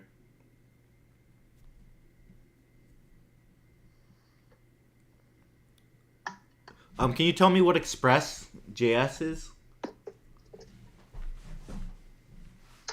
Yeah, so Express.js is a framework that makes it easier to build web servers using Node.js. Nice. See, very concise. Very concise. What's Microsoft Azure? Microsoft Azure is Microsoft's version of Amazon's AWS. It's like a it's a cloud computing platform where they host a bunch of services. I see. Okay. Can you describe me the different HTTP verbs? Yeah, so the different commands, they follow, they're get, put, post, delete, patch. Mm-hmm. What do each of those do? So get retrieves data, put updates data, but it updates the full piece of data, and then patch just updates a partial piece of data. And then post is actually creating a new resource, data resource. That's what I meant. And delete is deleting a resource. Okay. Okay. Pretend I have a. Yo, Farzan, is that good? Okay. What are the Okay, explain the different status codes. What are the different status codes that a server can return? So there are like 100. There's 5 different categories, like 100, 200, 300, 400, 500. But the most common ones are the 200s, where like success. Mm-hmm. That the request was success. 400s, which are client issues, and then 500s, which are server issues. Nice. Okay, oh, this guy's going crazy. Okay, you're actually doing good. Thank you. Let's see. What's a 300? 300. 300, is that just something like you need information or something like that, or no? 300. I have some notes. Let me. No, you don't get the notes. I have my class notes right here. Okay, take a look quick. Get your water. Get your water. Redirection. Redirection. Okay, informational and redirection. I didn't know what 100 and 300s were, but 100s are informational and 300 are redirection. Permanent redirect. Okay. Does he need to know what Docker is? You know what Docker is? Docker, we just learned about that too. Docker. Okay, name the different levels of testing and when you would use one or the other. The different levels of testing? Like unit testing, and then there's other testing, right? Other types of testing. So, yeah, unit test is just testing a small function to see if it works. Sure. There is... are you talking about like a test that tests even more things? I know about like continuous integration tests, like CI/CD.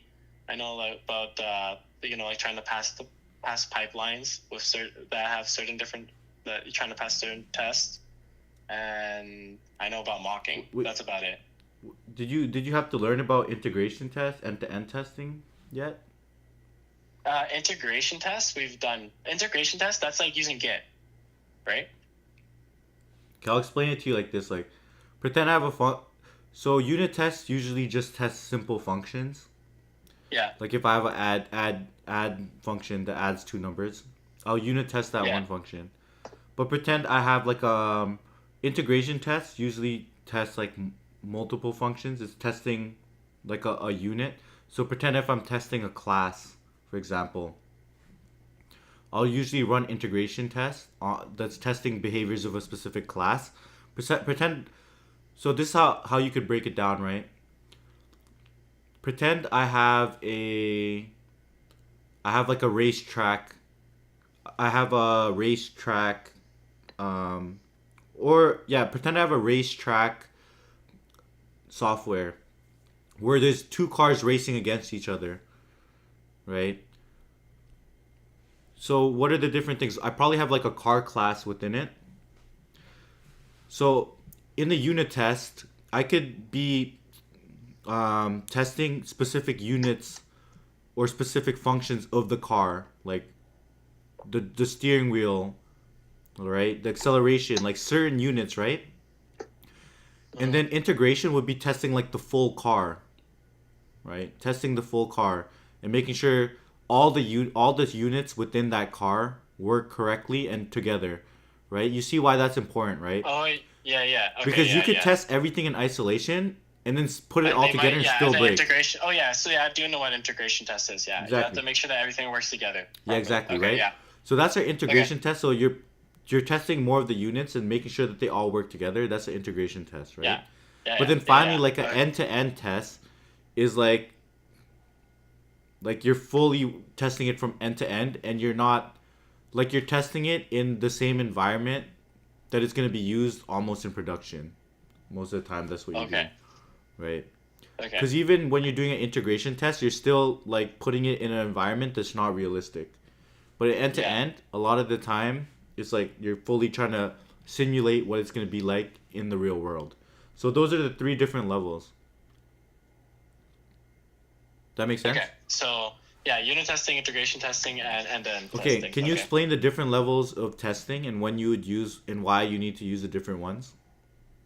So there's unit testing, which is just testing small functions in your program, and then there is integration testing. And integration testing is making sure that all your functions, your whole program works together. They can work the functions alone can work in isolation, but we have to make sure that they work together, that they can work all together. And then there's end-to-end testing, which is just Ooh, is testing your program in a realistic environment. I see. Okay, yeah. The chat's asking very specific JavaScript questions, and I think they might actually ask you these JavaScript questions because it's a JavaScript job. Mm-hmm. I got it. What you call it? So they're asking you, write these down too. Do you know the difference between a var, let, or const in JavaScript? A var, const, and let. Var, let, I feel and like const. var is like you're setting. Var means like you're setting a variable. Like Yeah. you're initializing a variable, and I feel like let is naming the variable. Okay, Or I'll give you a like, hint. Like all three of these are different ways to instand or like initialize variables in JavaScript, but they just behave differently. Yeah, always. Okay, yeah. So there's variable, let, and constant. So I know constant will basically be a constant. That's basically initializing a constant variable. What does that something mean? that's not going to change. Okay, It's what a happens variable when that's you not going change to it? change. A const. What happens if you try to change it? Constant variable. Like you can use const, and you can use const to modify. Wait, let me think. Okay, I'll answer this question for you. Say that again. What happens when you change a const? Okay, Oh, you get an error. So okay, what's it called? I'll answer this question for you because I know you don't know JavaScript yet. Yeah. Okay. Okay, so in JavaScript, there's pretty much three ways to initialize a variable, Okay. right? Okay. You can initialize it, be like var x equals the value, right? Mhm. But var is like a legacy way of instantiating variables. Actually, An old way to do it? I think when you instantiate something using a var, it instantiates that variable in the global scope of the project. The global scope of the That's an project. issue Okay. because then like having variables in the global scope is an issue because then multiple areas of the code can change it and you don't have control of where it's changing, and it's hard to track down where that value is coming from, right? So Okay. they introduced two new ways to define variables called let and const. These pretty much are your more traditional way of defining variables where they're pretty much scoped to the curly braces, right? So Yeah. they're like when you define a const or a let inside of a curly brace, after that curly brace ends, you lose access to that variable like you would in other programming languages. right? That's why they introduced let and const. But the difference between let and const is that let Can change and can const change can't. and const can't. Yeah. Yeah, Okay. that's what I'd say. That makes sense. Okay. So var is just the old way to do that. Yeah, like var is like no one uses that. The variable is the old way to do let, basically. Yeah, exactly. Because it's you could change it dynamically as well. Var essentially stands for variable, so it's like Yeah. you just create a variable. No one uses that anymore. Yeah. Yeah, like yeah, but JJ Smalls, Okay. yeah, you can update. Okay, what else? What is async and await? Async. And await in JavaScript. Async and await in JavaScript. Async sounds like asynchronous, Mm-hmm. and asynchronous basically means that it can handle more than one. It can handle more than one event at a time, and then that's yeah. Is Okay. that, what Yeah. is that? Well, Def- what if, Definitely learn this. Wait, let me. what was the question again? Say that question again. What is? Wait, I'm gonna. I need to write down these ones for you. Async and await. What is npm? These are Farzan. These are really good questions. I didn't even think of this. I think they might ask you this.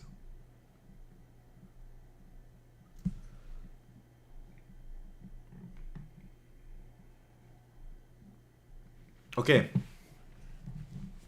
What's async and await? Yeah. Did you answer that yet? Async and await. Bro, I don't think they're gonna ask him the event loop. Okay, async and await. So it's just a way of call. Basically, in JavaScript, there's this concept of promises. Oh, that you'll come back to the event. Or Yeah, whatever. promises is a way to run. Okay, I think how I describe this is there's two types of functions in JavaScript. There's synchronous functions and asynchronous functions. Mm-hmm. Synchronous functions, when you call a synchronous function, you have to wait for it to return, and then it moves to the next line of code. Synchronous. Synchronous. Yeah. And asynchronous is that it doesn't have to wait. It doesn't have to wait, and it moves to the next line of code right away. Right? Yeah. So why is that important? The reason. That's important because. Okay, go ahead. Oh, okay. Oh, I thought you were asking a question. I was just gonna say that like an API has to handle like a lot of requests. So if it gets caught up on one request, then it can cause like the whole API to fail, or you might not be able to retrieve like data. Yeah, and also the another thing is JavaScript runs on a single thread. So if you block the thread waiting for something, it's gonna freeze the screen. So like, have you ever seen your website just pretending you're loading Instagram? You never see it freeze. Mm-hmm. Because, okay, you need to know that JavaScript is single-threaded. Single-threaded. Okay. Right? I'm writing all this down. That means like every function you call. Yeah, I get Farzan. Yeah, I guess that makes sense. But basically, what I'm saying is, okay, there's two types of functions in JavaScript. When they ask async and await, right? Say, okay, there's two types of functions in JavaScript: synchronous functions and asynchronous functions. Asynchronous functions are things that you could pretty much you don't have to wait for it to finish. You could send off that function and then continue executing, and eventually it's gonna return, right? Like it's happening asynchronously. And like you mentioned that before, asynchronously means like it's happening. Oh, sorry. It's basically happening in parallel. I'm trying to keep it super simple. So, Yeah, yeah. Basically, you I can make it understand that. happen asynchronously. Why is that important? It's because you don't want to freeze your application because JavaScript is single threaded kind of thing. But also, why would you want to wait for an API call when you could do other stuff, Hmm. right? Like for example, a bunch of asynchronous stuff, like most of the async stuff that you're gonna deal with is API calls, Hmm. right? So okay, let me give you a more better visualization of that. Pretend I open up Instagram and I make a call to the backend. I make a GET request to my REST API to get me the last 100 posts from my friends, right? If my code just waits for those 100 posts Yeah, synchronously, my Instagram is going to be frozen. yeah. But what I can do is let that API call run in parallel and show a spinner, Hmm. right? I'm showing a spinner, and in order to show the spinner, I need access to that single thread so I could literally render a spinner. And then finally, when it returns, then I could show the results. That makes sense? What's a spinner? Like literally like a spinner, like a loading screen. Okay. Okay, gotcha. Yeah. That makes sense. So, yeah, yo, look up promises and stuff. Okay. Just, but just know there's synchronous and asynchronous methods. So that's what Mhm. async is for. It allows you to do asynchronous things like API calls. And the reason we want to do that asynchronously is because we don't want to block the main thread or the single thread. So we could do other things like show a loader screen. What does await do? Await synchronously waits for that. Like you can if you have a async function, you can await for it to finish. You could specify a wait, and that will wait at that specific line until that function finishes executing before it moves on to the next line. So it's a way for waiting for asynchronous before moving on instead of the regular behavior of just moving on. That makes sense? Yeah, it makes sense. I'm reading. I'm also reading some stuff right now Okay. about. Yeah, Yeah. I'm reading some. I'm Definitely reading about read this it right now over too. this. Like, what is async and await? Okay. So, um, so you worked with C++, right? Yes. How do you usually like download packages or other libraries that are not part of the C++ standard library? Downloading packages that are Have not you ever part had of to do C++. that? No, not yet. Okay. Have you heard of npm? NPM. I've seen that before, but I don't know what it is. Do you know what it is? Node package manager. Yeah, Farzan, I'm just asking him because I'm trying to get an understanding of what he knows about packages in general. Um, because he only worked in C++. So, so you've never heard of npm? No. So npm stands for Node Package Manager. Hmm. It essentially allows you to download packages from the web into your project. Download packages from the web into your project. Yeah. So other people can build libraries and put it into the web for you to download. Okay. Right? Okay. So pretend someone Gotcha. built something super useful Yeah. and they want to share with everyone and they publish it, right? They publish it online and you could use npm to download it into your project. It's like you could download. It's called Node Package Manager because it manages all the packages in your system in your project. when you're working on a project, especially a web development project, okay, let me tell you why we need this, right? Because a lot of times when you're building projects, you have two options. You can build everything on your own from scratch, Hmm. or you could use code from other people as well. How can you use code from other people? You could look for packages that other people uploaded and pull it into your system and use that. Like why would so do you see why we would need something like does that make sense or no? So I kind of zoned out. But packages from other people, yeah, it makes sense because if you want to start working on things that other people are working on and they just make a package, it's just more practical Okay. just to download the package than Yeah. make it yourself. Think Yeah, exactly. So pretend C++ didn't have a math library. Does C++ have a math library? Yeah. Okay, pretend it didn't have a math library because most of the time you're only going to download packages if it's not part of the standard library, right? Pretend it didn't have a math library. Then I would use something like npm, which is a package manager, to download Yeah. a math package or a math library into my project so I can use it, Hmm. That makes sense. right? Instead of building all of the math functions myself, like floor, ceiling, primes, like all of those are just right. And what's the benefits? First off, now I don't have to build those by myself. What does it mean that I don't have to build it by myself? It also means I don't have to maintain it.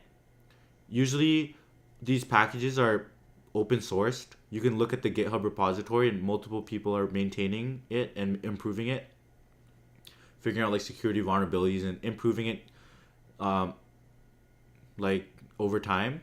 So first off, I don't have to write it myself. Now I have people also maintaining it, and it's just open source. So many people are also using it and finding bugs in it. Does that make sense? Yo, guys, Sorry, his interview's tomorrow, so I he zoned can. out. I zoned out. Bro, are I'm you just reading the on chat. drugs? Okay, I'm reading the chat right now. I'm reading the chat. guys zoned out like 4 times. Cooked.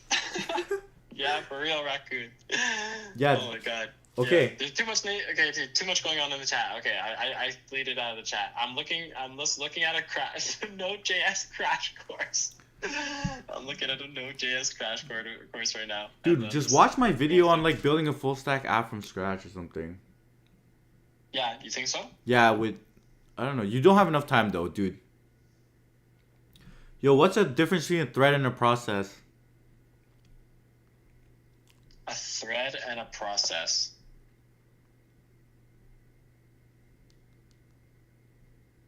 A thread and a process. I don't know. Okay. Cool. I think you did good on the interview in general. Chat, what's everyone thinking? How did he do? Why is Node.js thing? Yeah, better than last time. If we had one more day, you're acing that. I mean, you're acing it for sure. Okay, so what do you think? Like, well, what do you think? What should I focus on doing? What should I focus on doing before? Improve your 1 p.m. elevator tomorrow? pitch 1 to 2 minutes based on our feedback. Touch up on JavaScript specific stuff because you have the other stuff on lock now. So I think just understanding difference between a var, let, const, understanding async await, npm, and your sex rock course. No, I'm just kidding. Should we do the elevator pitch one more time then? Okay, tell me about yourself.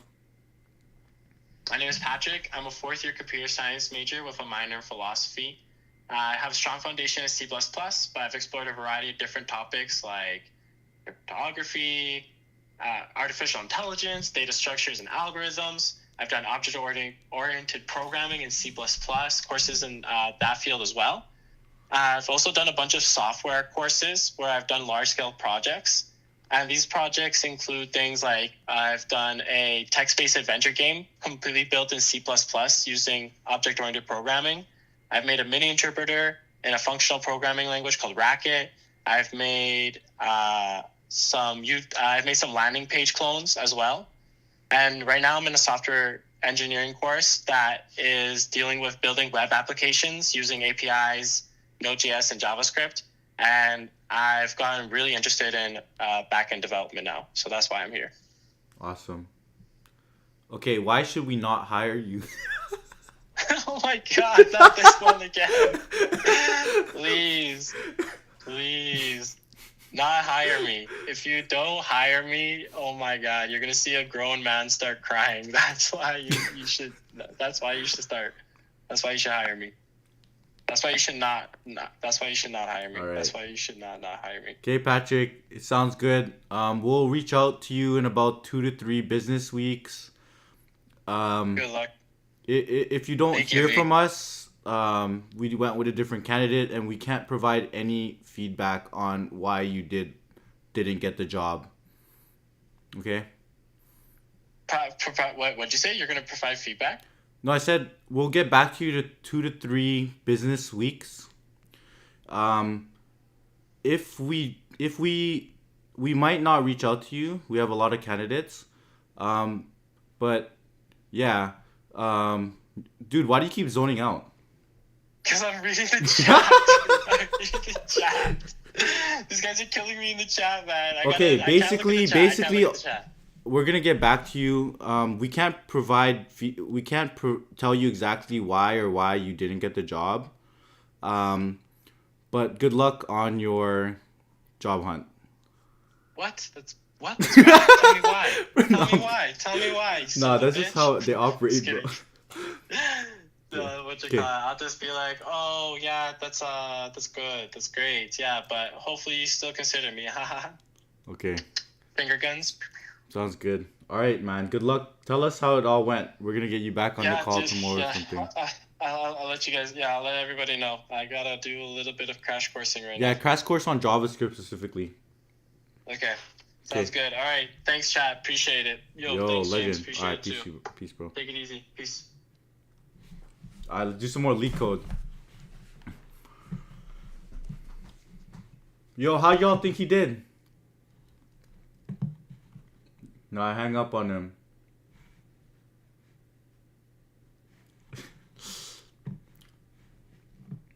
Yeah, sorry. We decided to go with another candidate who actually had a PhD. Yeah, sorry. This is initially for first year. This is for a first year student. We're paying about $18 an hour, but we just had a ton of qualified candidates, like a PhD student from Harvard, who couldn't get a job. That's how that's how the tech market is right now. Hold on, let me get some water.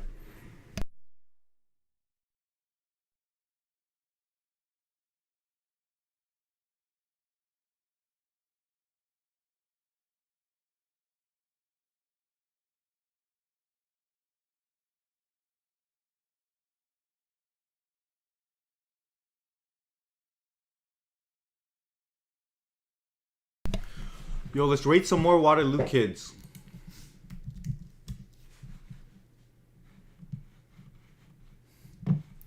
Let's rate some more Waterloo kids. Hold up. Fix my browser.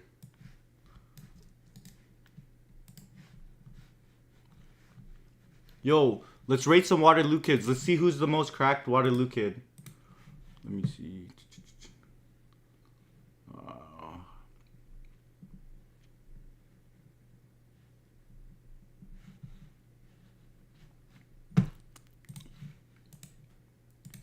How do I change this? Okay. Hold up.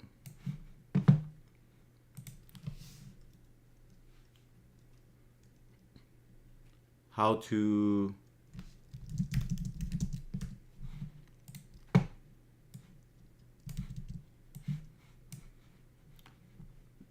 Yo, they need to add more...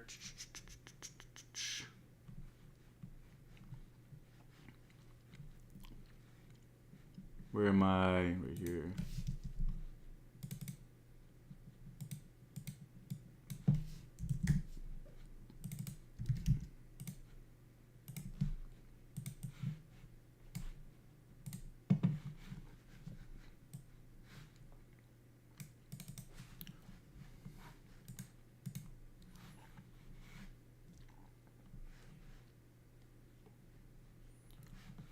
Dude, this thing's tweaking.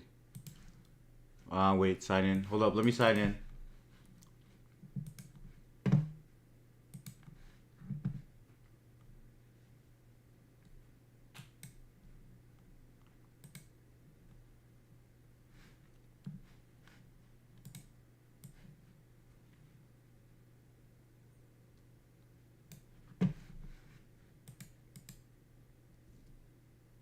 He built this thing on Firebase.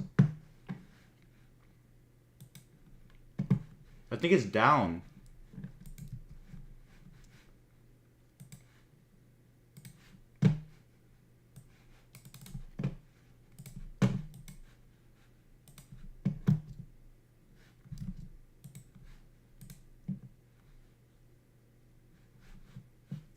Bro, the website went down.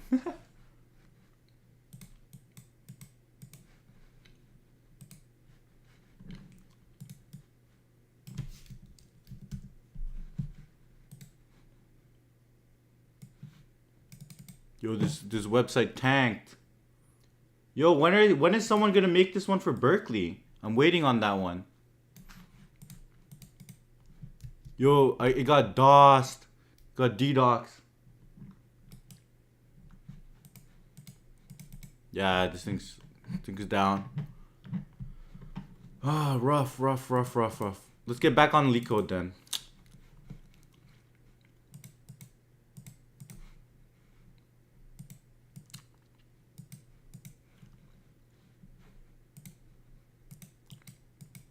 Let's go, Let's go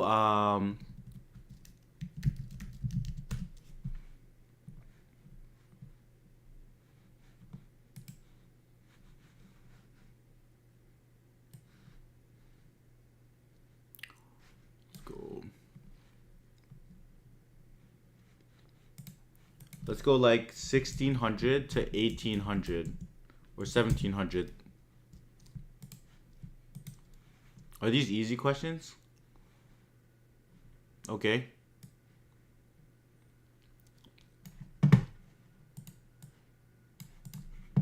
Let's see if I solved this yet. Nice. Okay. Let me just answer some text.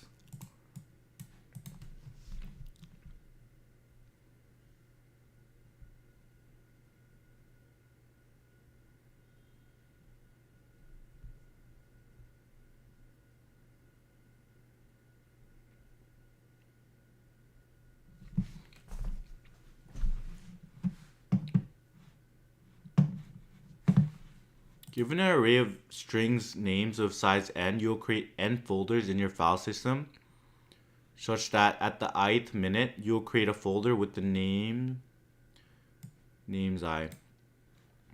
Since two files cannot have the same name, what's the rating of this question? Near 1700? Okay, I like that.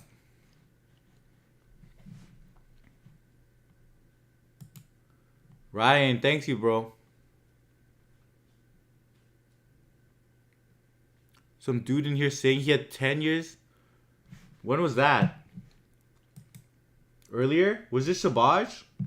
Shabaj?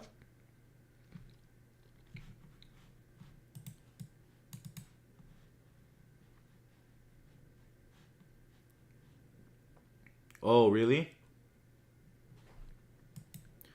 Since two files cannot have the same name, if you enter will have a suffix addition to its name in the form of K, where K, okay. Return an array of strings of length n.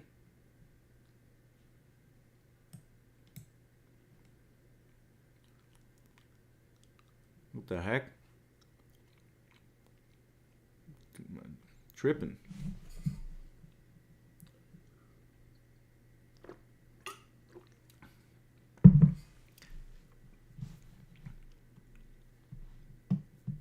Okay, what the hell is this asking for? You message him asking which role?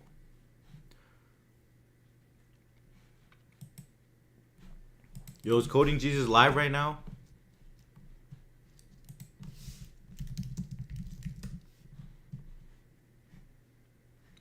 Yo, Yo, this is gonna be a banger.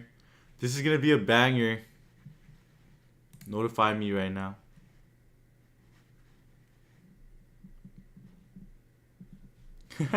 No way. No way. That's hilarious. Shabazz, interview you? Mock? Okay, I'm down. Coding?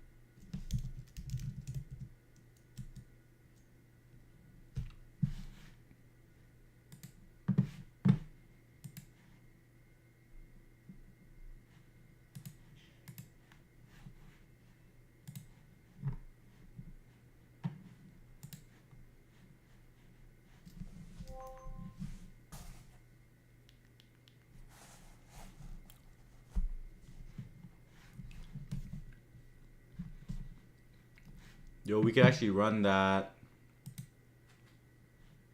We can do lead rooms too.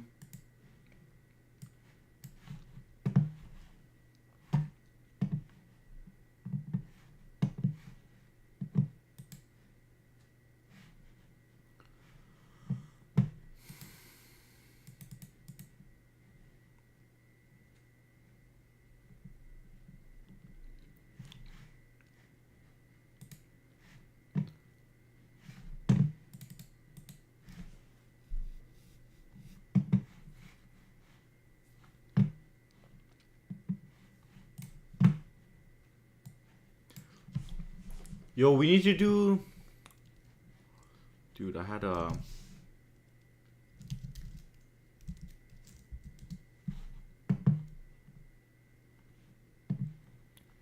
We need to improve this, new window, open folder.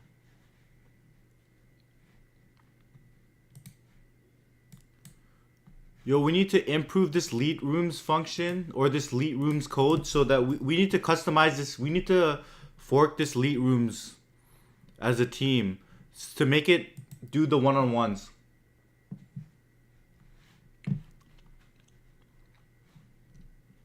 I was looking into this a little bit. Oh, really? What did you add?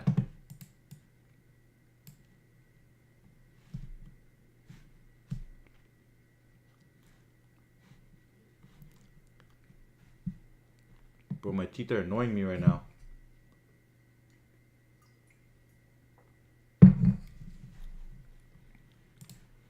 Yeah, we're gonna fork this. I was gonna make changes. I'm gonna make changes to this probably this weekend. I wanna have it. I wanna have it so you can just choose the questions that you want.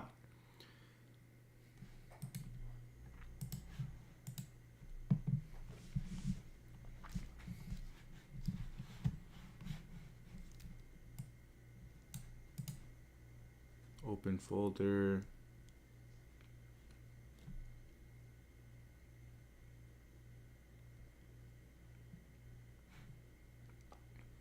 Do we have to get it approved on Chrome Store?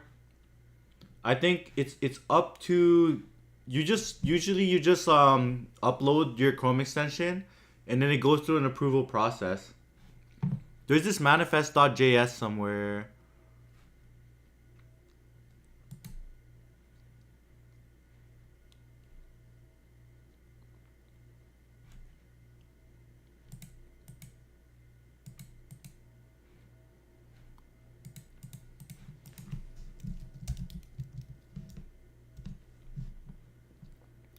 Yo, so there's this manifest.json. I think you have to specify all of the things that your thing does. Yeah, we can create that. Like you have to specify here. This is leet rooms. Darmish. So this is this Chrome extension here. We gotta extend it.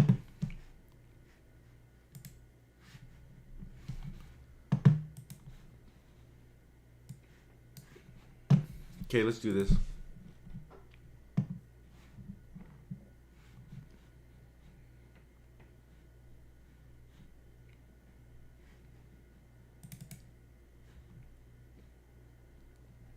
Given the array, you'll create n folders in your file system such that at the ith minute you'll create a folder with names I. Since two files cannot have the same name, if you enter a folder that was previously used, the system will have a suffix addition to its name in the form of k, where k is the smallest positive integer, such that the table name remains unique. Okay.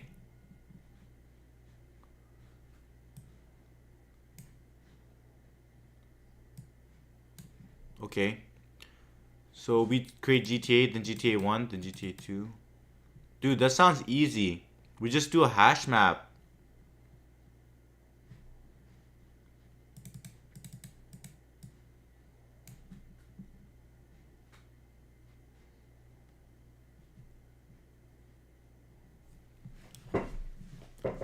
I feel like that's easy. One piece, one. Oh, wait. Because if you do one...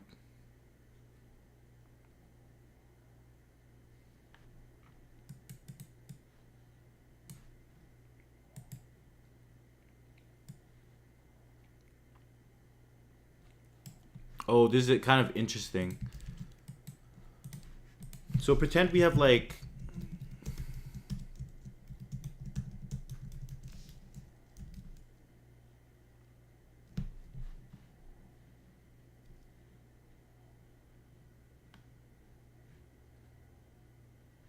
One Piece 1, One Piece 2, One Piece 3.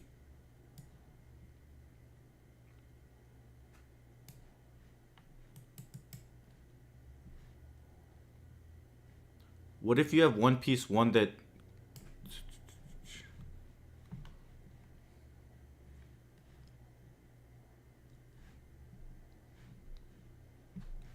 What if you have like... GTA 1 and GTA 1. Should the output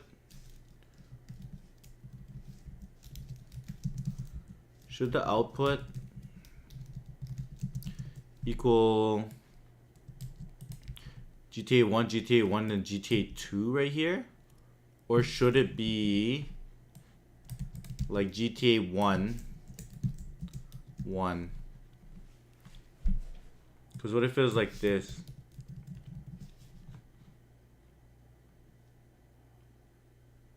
I see.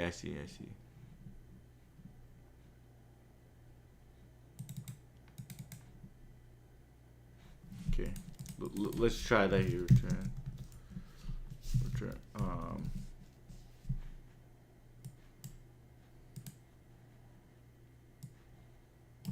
GTA 1, GTA 1. Would it just go to 2? Oh, like it goes 1, 1 there. It's actually this one.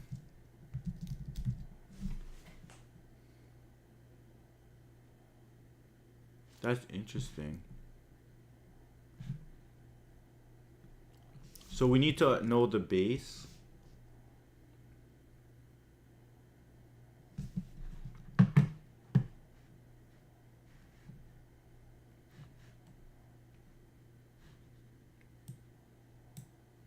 So I think it's just a simple hash map.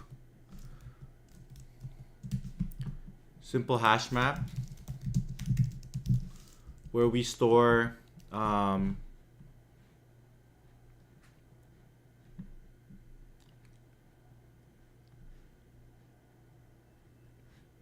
wait, how does this make sense? Bro, okay, this one's getting trippy. It's a bit weird.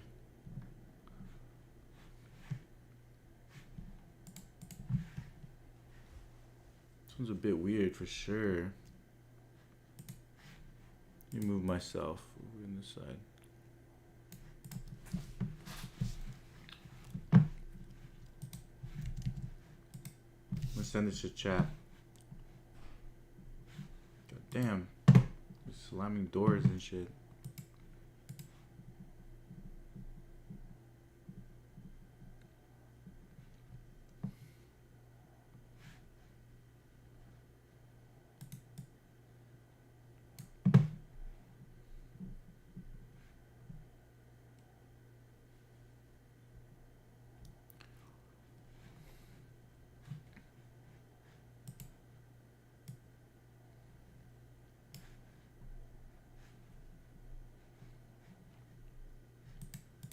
Because GTA 1 here, holy 5 more and I get to go to sleep.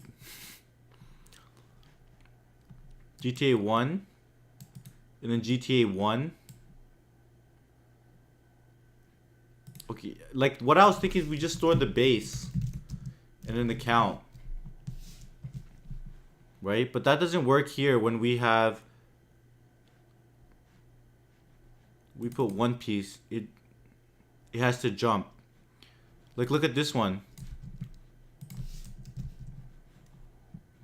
And then the output is this.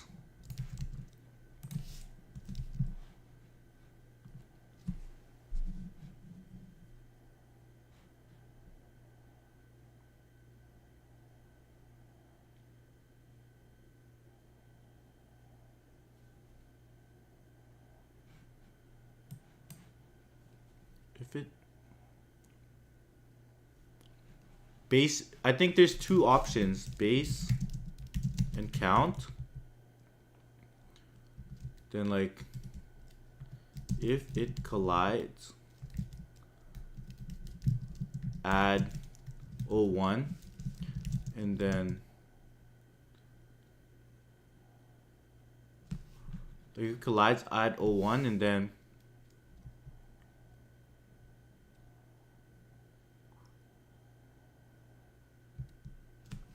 like, well, we can have a bit of a hacky solution here. If it collides, add 1 or add OK. Starting at 1 until you can't anymore. But keep track of the count. So for example, what would we do here? We go base 1.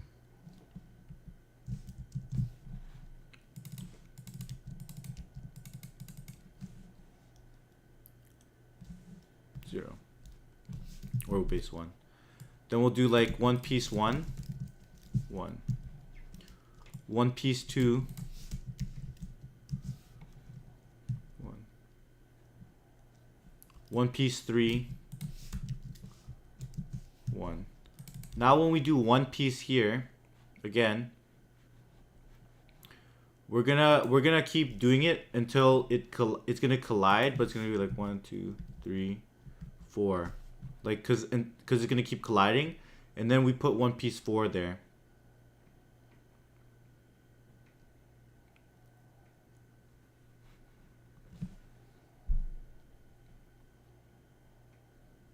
Yeah. And then pretend they had like 1 piece 1.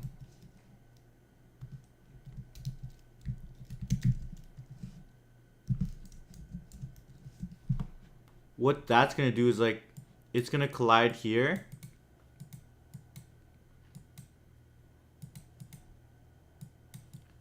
And let's say these are at 0. These are gonna collide here. So it's gonna increment this by 1. Okay, so we just do a hash map like that.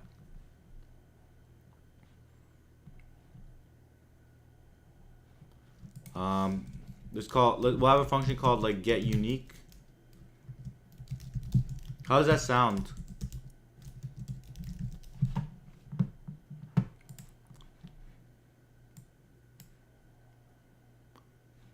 Dude, I got Invisalign. It's messing up my mouth, bro. I need to do this for 1 year and I'll be good.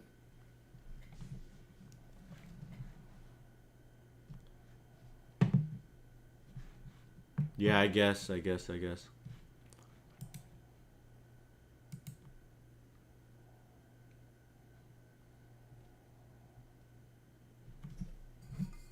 Yo, what are y'all having for dinner tonight?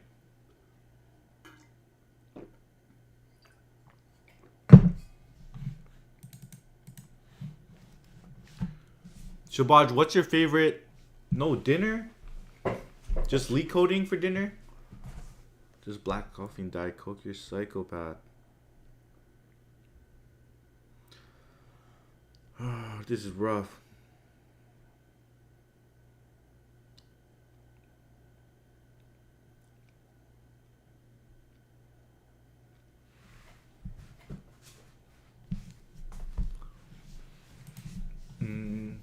Let's do. Let's handle this case. We'll do. We'll do.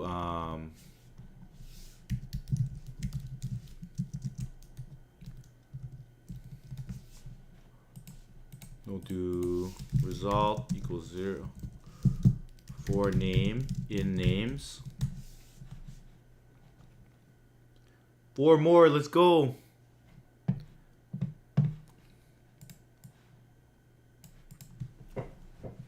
Shabaj, how come you are looking at lead code stuff while you work? Do you just like to do lead code for fun?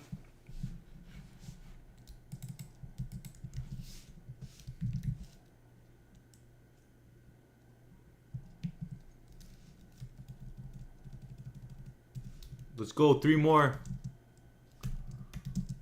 Who's gonna be my 1500 sub? 15K.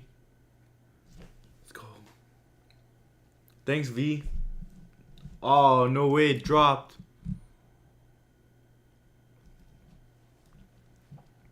How long have you been working at AWS now?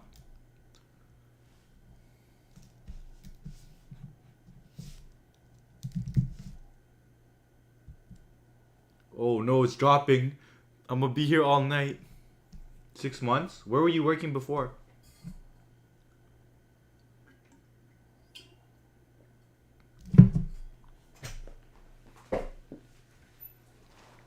Yo, people are playing with me.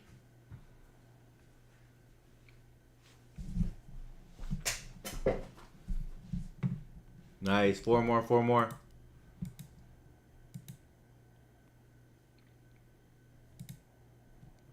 Okay, I need to solve this before it goes. For a name, if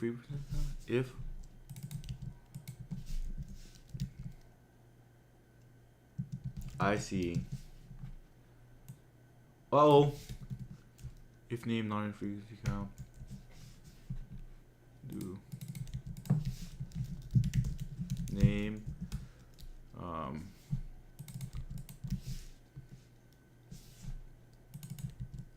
name equals 0, else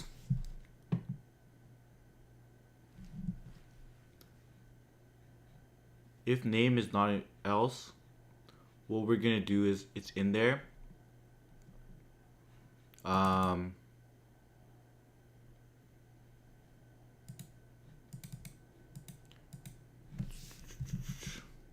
Name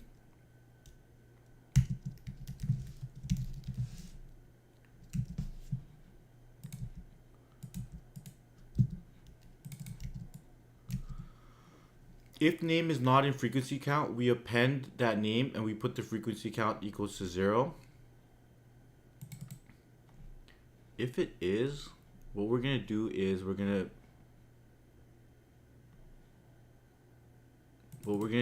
for name, what we're gonna do is like start. If it isn't there, we're gonna do start frequency count of the name plus 1. It's like while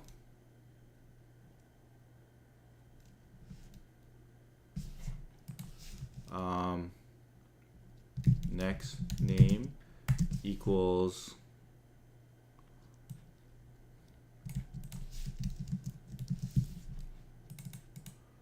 frequency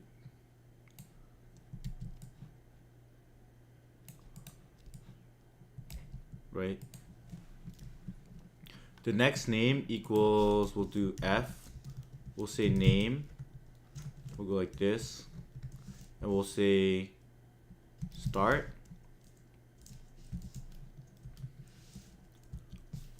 So while next name is in frequency counts, pass, return the next name. What we're gonna do is, while it's in there, what we're gonna do is we're gonna say, we're gonna increment this as well. Like, we're gonna run this code again. We'll increment this. Hitting my 15K, gotta record this. So what we're gonna do is, like, if the next name is in frequency counts,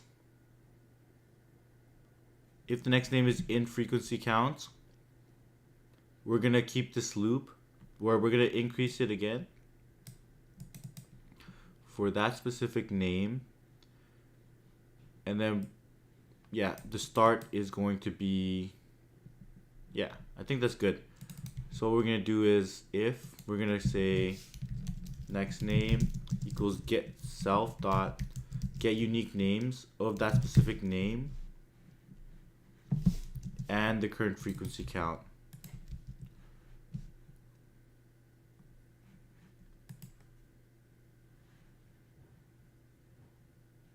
And then we're gonna do result dot append next name.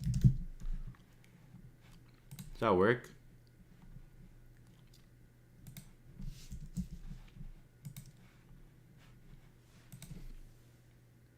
Oh no.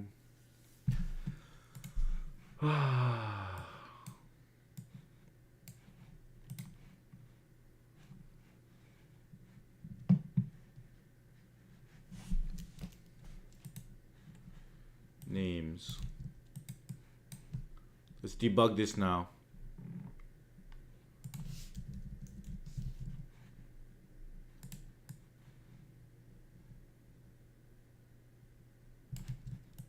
Output expected.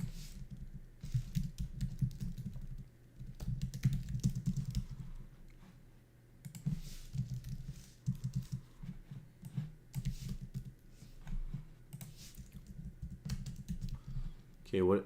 Okay, Kaido 1. Kaido, yeah. What about Kaido 2?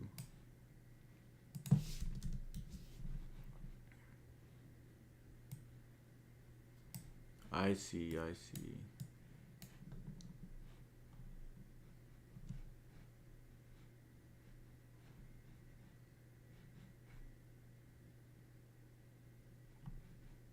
What we can do is frequency count.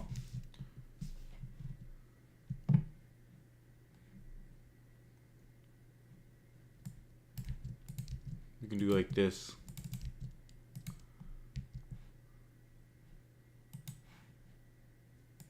Wait.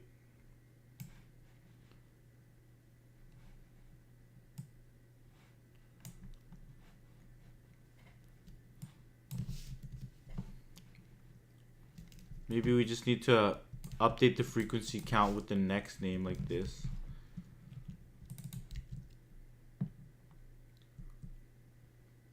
Yo, Shabaj, you got this. You just gotta keep making vids, bro. Let's go. Let's go. 2 more.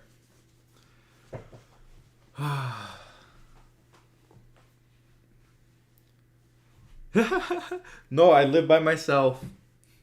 But I live in like 300 or it's about 200 square foot apartment. You like that rent, huh? Yeah, in a box. V knows it's a box. It's tiny.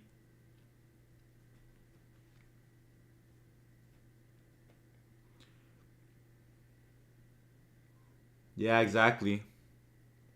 I live in a shoebox in Tenderloin. Just kidding.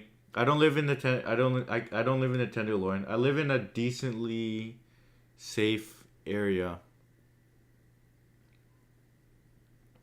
Yo, Farzan, like you can get some good places. One of my friends just locked in a place. It was a bit more expensive, 2,200, but it's really nice. Shabaj lives in a pretty good area too. And Shabaj, where are you? Your place is safe too. And how much is your rent?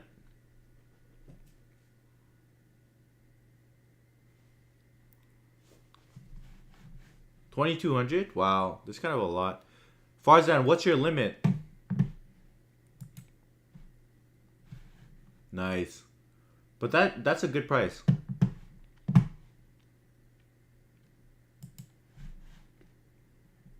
I like that. It's beautiful.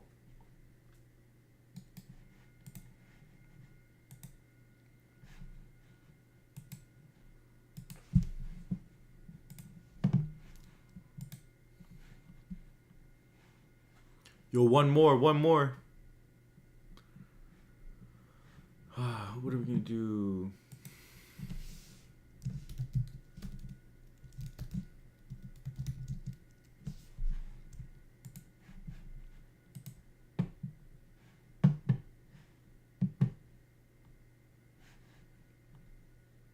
Yeah, me too. I'm super cheap too. Do Yo, the rent prices in SF are pretty good right now. But if you can live in your parents' house, live in your parents' house.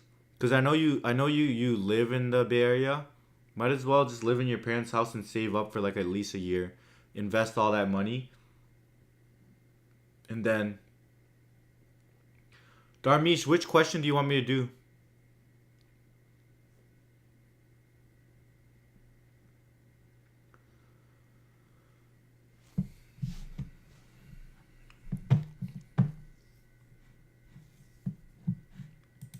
One more.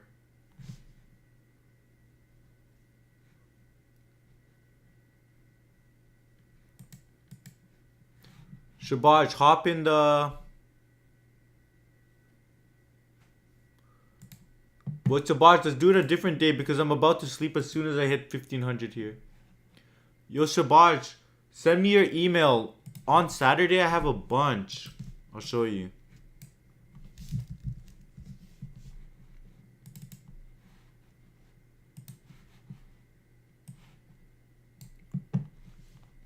Yo, on Sunday, I'm doing like a ton of coding interviews. I have like one, two, three, four, five, six, seven, eight, nine lined up with nine different people. Let me know if you want a spot here. I can fill you in somewhere. I'm gonna be doing like a 12-hour stream.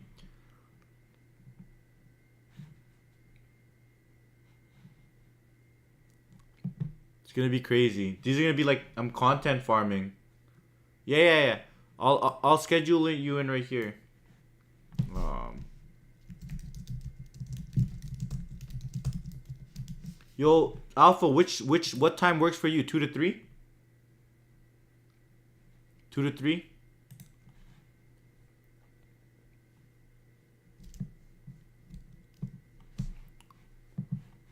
Nice, nice, nice. Yo, we could even run more after. Yeah, we could do more. Show my leak code profile. Go content farming. You already know.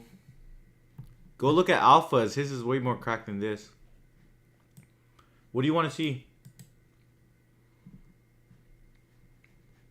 I've been doing leak code like pretty steadily now in the last few months, but I went like 5 months not doing it. What's your leak code profile? Let's see.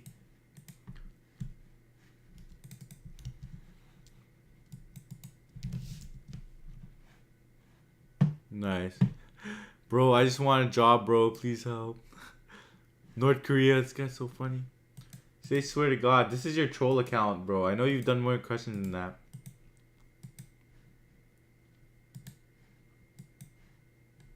Oh, you actually did a lot. 300.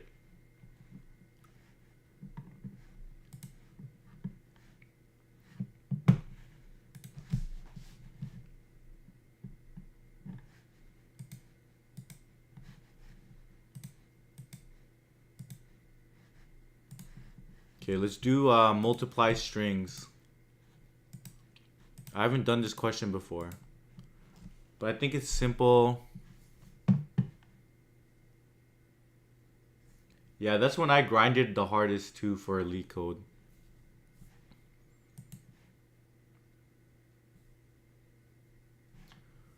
Yo, you got this, bro. Good luck, good luck, good luck.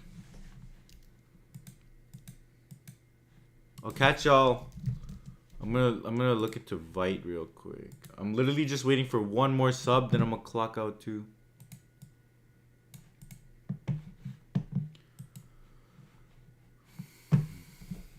Vite. Vite. Vite. Vite. Vite. Vite. Vite is a build tool that aims to provide faster and leaner development experience for modern web projects. It consists of two parts: a dev server that provides rich feature enhancements over native ES modules,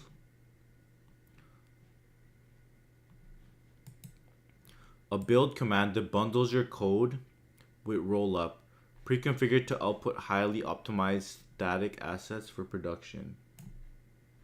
The heck does that even mean?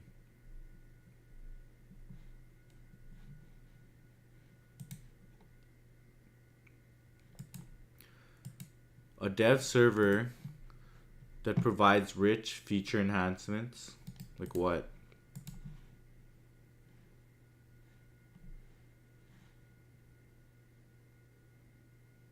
Yeah, I'm gonna work on more projects too.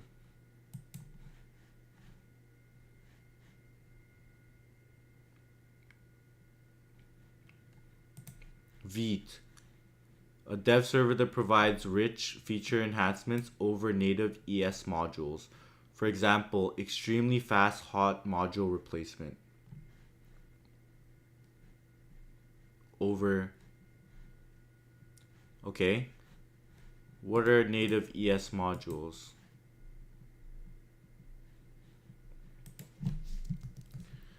Bro, I'm gonna just get GPT to like.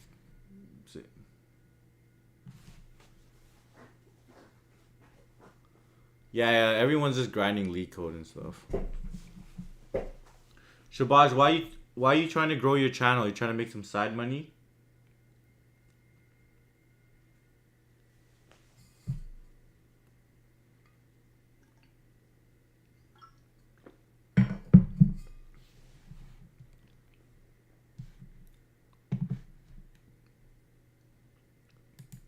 Yeah, I think that's important.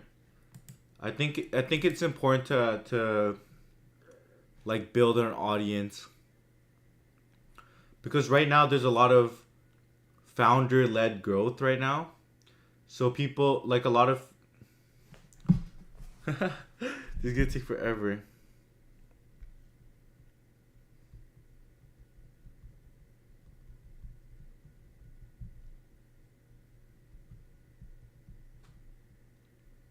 Nah, don't make it. I need a legit subscriber right now too. No botting, no botting.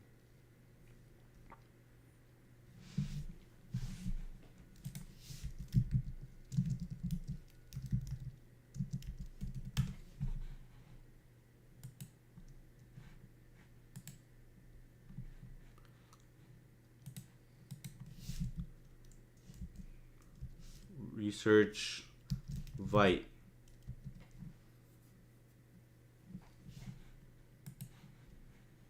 What? Let me sign into this.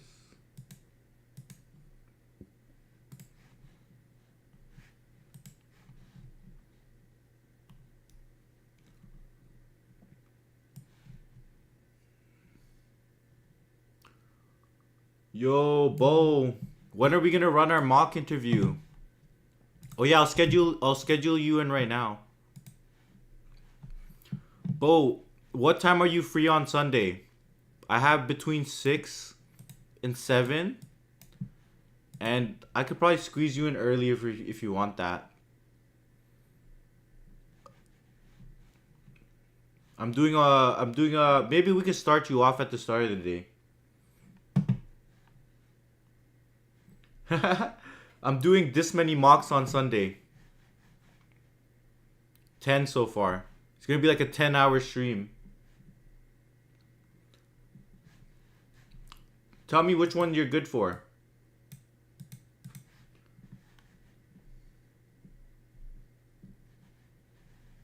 Just give me a time slot. Are you free Sunday or Saturday? Because we can do Saturday too. I can do a custom one for you. Pacific time. What are you on?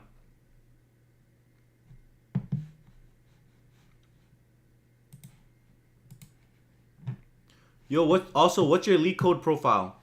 Your EST? Oh my god, my subs is dropped. I'm gonna be here all night. What's it called? Let's see. We can do in the morning then. You want to do 10 a.m. Pacific time? That's like 1 p.m. Eastern. How's that sound for you right here?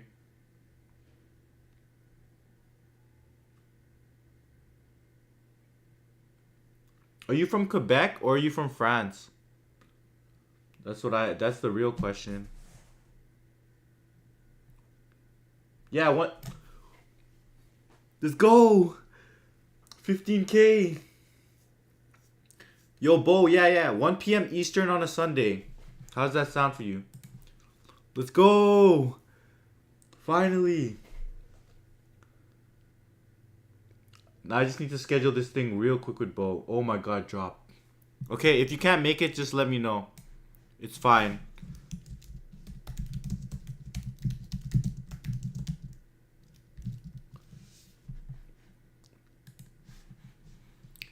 Now I need to stay on it.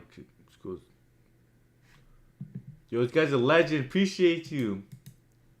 But now it dropped down. Yo, Bo, like what courses are you taking? Let's go, 1500. Let's get it. Yo, Bo, what's your elite code profile? Let me look you up quick. I just need to see where you've been like wow, you're actually a beast, man. You're actually a beast. Yo, Shabaj, thank you. Appreciate you. Bo, I'll catch you on Sunday. V, thanks for joining in. Legends. Alright, I'll catch you on the next stream. I just hit 15K subs.